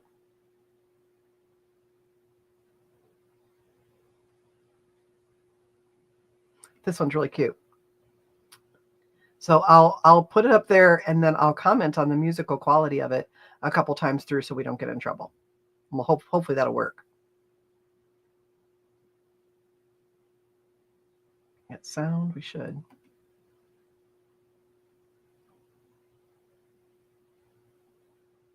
I'm putting up something called Eat, Drink, and Breathe. It's Paul. This is selfish. So I'm not going to use the whole video. I won't think yours, not mine. I won't speak a word. Anytime, see the planet from your point of view. I wanna drink you in till I'm drunk on you. Till the things of this world don't matter real. Gone every part of me that needs to fall. I wanna eat, drink, and breathe. Let the shining things rust. Eat, drink, and breathe you. Only in you I'll trust. Eat, drink, and breathe you. Jesus. I just love him. Okay. Isn't that wonderful? Don't you think he's really good? He's like 60. He's a little bit older than Don. I think he's 65. But he's got, I'm going to do this one. And then there's an older one from back in the 70s. And it's just great. It's so much fun. But I think his vocal quality, the raspiness, I really like. I always, it's very Michael McDonald kind of. I love that sort of sound. So yeah, I'd like this. Help me fix my heart on you. Help me see myself like you do. When the wicked wind howls and blows, I want to know that I know. Search my heart, strip my soul, tear down every wall. From your cup, fill me up, Lord, I want it. I want to eat, drink, and breathe you. Let the shining things rust. Eat, drink, and breathe you. Only in you I trust. Eat, drink, and breathe you. Jesus. I better see his follow numbers go up, you guys. Jesus. Got a pretty small follower base on Rumble. Jesus. He's also on YouTube. Isn't his falsetto nice? Here, we'll pause that. Talk about his falsetto so we don't get in trouble. His falsetto is so smooth, even at his age. And I don't mean to suggest that 65 is old, but, Don sings and he even comments about, it's just more work now at his age. I'm addicted to your presence, the bliss-filled distilled wine of heaven. I'm addicted to your presence, the bliss-filled distilled wine of heaven. I'm addicted to your presence, the bliss-filled distilled. It's so easy to listen to. Heaven, wine, heavens, wine. I wanna eat, drink, and breathe you. Let the shining. That's his grandson. Eat, drink, and breathe you. Only in you I'll trust. Eat, drink, and breathe you. The little Asian lady's his wife. I wanna eat, drink, and breathe you. Let the shining things rust. Eat, drink, and breathe. Let the shiny things rust. Only in you I'll trust. Eat, drink, and breathe you.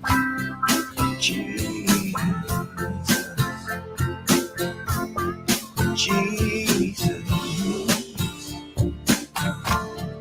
Jesus.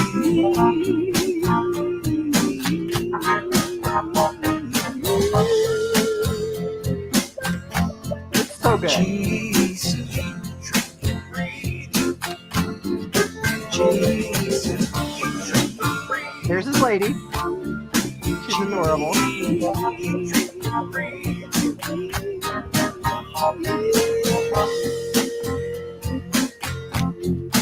Okay, so I love that vocal performance. That was very strong.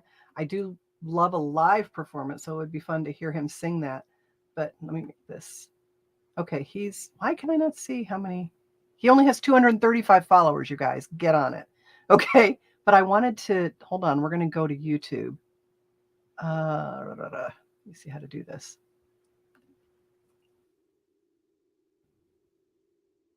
Okay.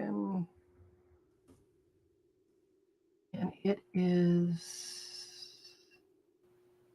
Sailor one. No, I'm in my YouTube. I'm in my older one. It's Sailor. I think it's Sailor Boy, not Sail Away. Hold on. Let me get this over here so I can see you guys. And as before, we will have to stop and talk about it so we don't get in trouble for copyright. I know that's annoying as heck. I'm so sorry. I think it's this one. So this is from 1978. I was 8 years old. I don't know how old you all were, if you were even alive then.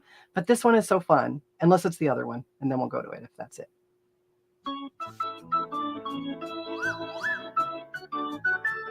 think it is.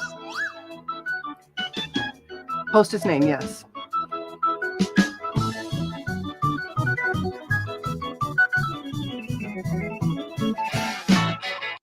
Oh, sorry.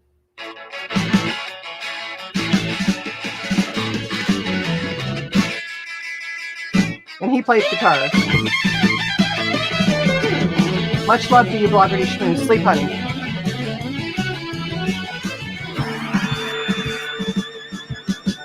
Drifting along a cheap rubber raft in the middle of the ocean, after taking a chance. All the big boats are passing, pushing me around like a slap in the face. How much can I take? I was just floating, kind of drifting away. I didn't care about time. I was free for the day. Out in the cool water, started checking out the well. I probably swim with my three Cajun girls there. Alongside me, pull a blonde there. Yeah, 50 foot yacht. She said, do you mind if I join you? I'm so very hot. Well, she dove from the deck, falling to sea like an angel from heaven, falling to rescue me. I think we swam for a while, I didn't say a word. She said, follow me aboard. I didn't believe what I heard. And she was singing, she said, hey there, sailor. Isn't that fun? Put away that rubber toy. Come on and follow me aboard. And she was singing, she said, hey there, sailor boy. Put away that rubber toy. So we're going to stop and we're going to talk about just the wonderful, just the coordination, the rock sound of it. You know, it's kind of reminiscent of my childhood, I guess, since it was from 1978. I've never heard of him. I just happened on him the other night. God kind of leads me to stuff. But anyway, I just, you know, his vocals are strong even then. The guitar playing is so much fun. I just thought it was just such a nice break from all of the garbage we're facing right now. So I thought you guys would enjoy it. I don't know if they'll. Hopefully they won't take it down. Come on and follow me aboard. And then I told the rest, hey, hey, I can't believe it. Hey, hey, I can't believe it. Hey, hey, I can't believe my eyes. Oh, but we cruised all night and we cruised all day. She held me tight and then she asked me to stay. I said, I'll be leaving tomorrow. I got a rock and roll band. She started laughing, started squeezing my hand. She said, we're on our way. Who does that remind me of? He's got a sound of somebody there, and I can't figure out who it is. California, silly boy, we're living yesterday. We're on our way to California, so you Well, enjoy it, baby, cause you're going anyway. You're going anyway, hey, hey. I can't believe it, hey, hey.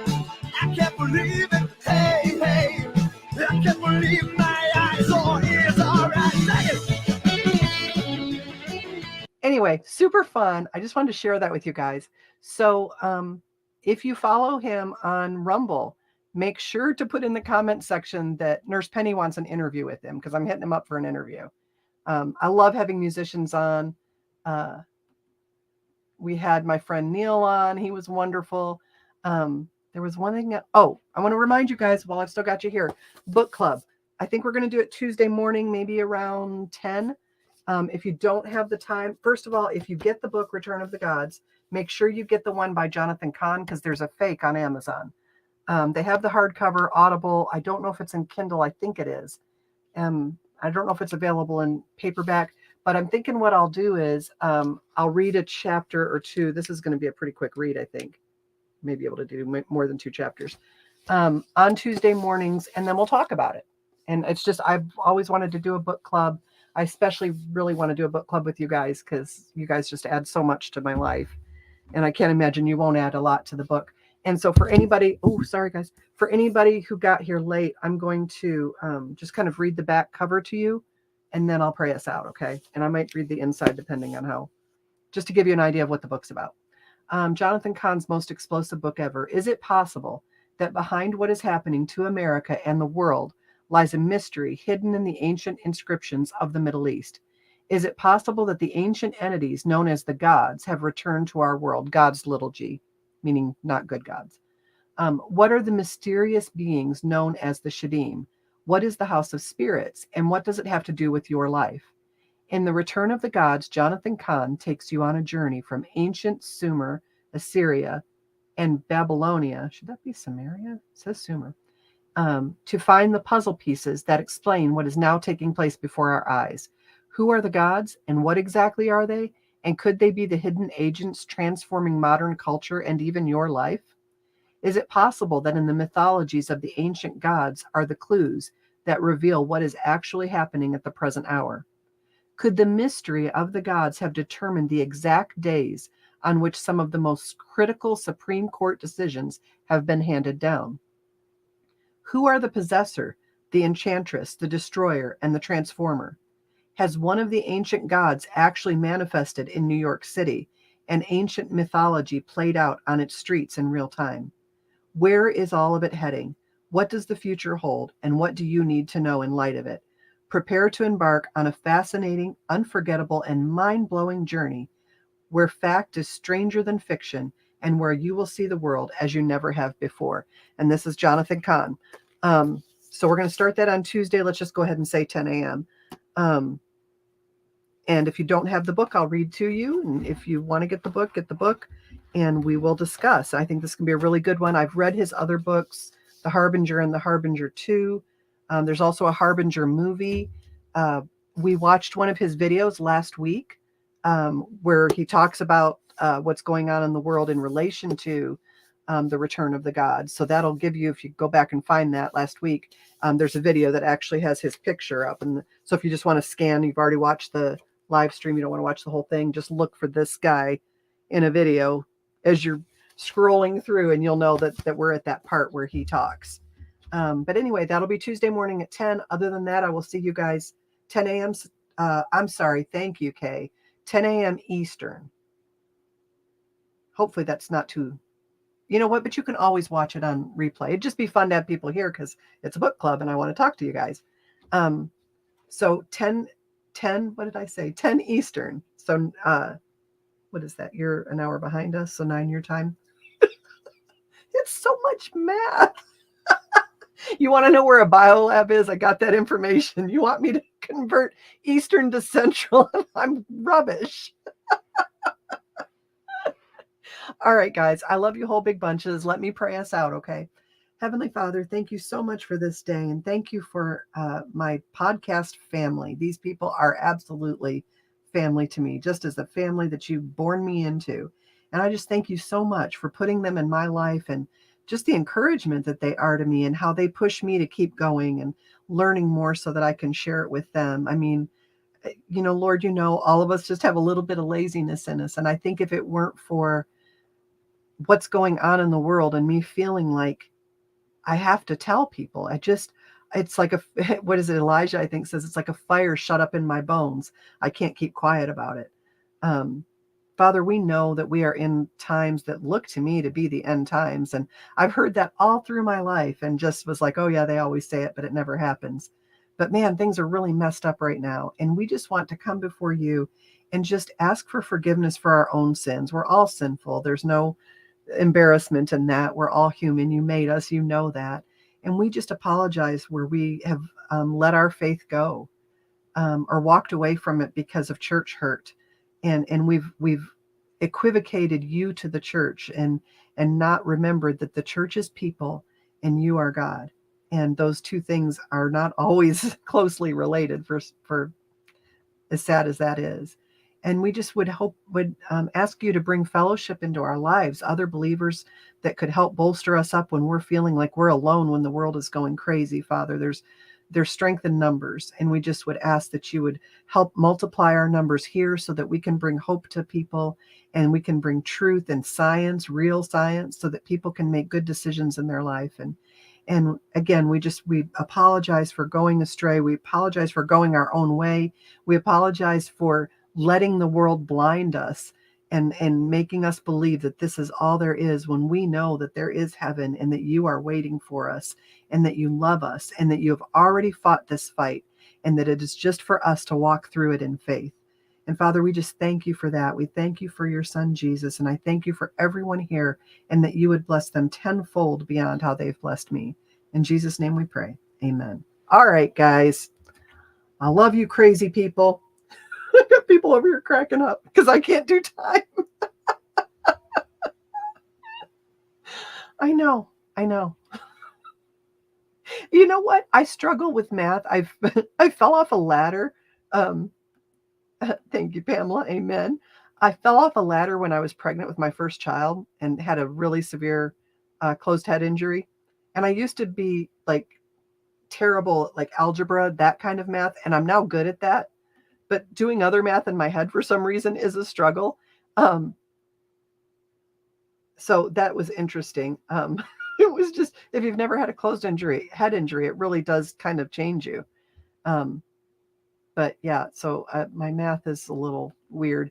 And like since the comas, since, I had a near-death experience, I went into respiratory failure 18 times in 2.5 years. If you don't know that story, you can kind of just scroll through my videos and there's a story in there. There's a video in there of my near-death experience and you can listen to me talk about that.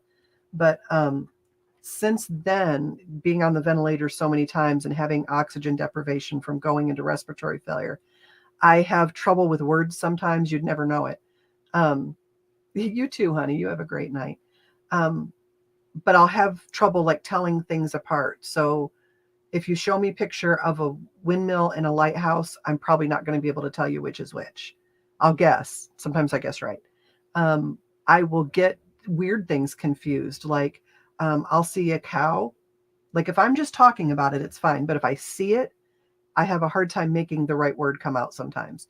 So sometimes I'll see a cow and the only word that I can think to call that cow is belt. It's just a few things like that.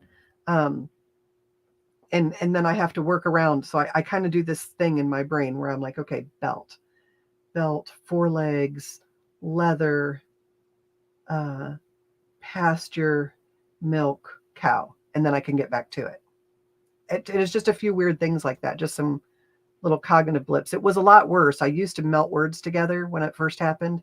And so I would say things like, Dom would say, sweetheart, did you do this or do that? And I would say, I can't remember. So remember and memory melted together. And there were several words that I did that with. My brother, when we were kids, used to say, instead of not supposed to, he would say postonata. Very cute.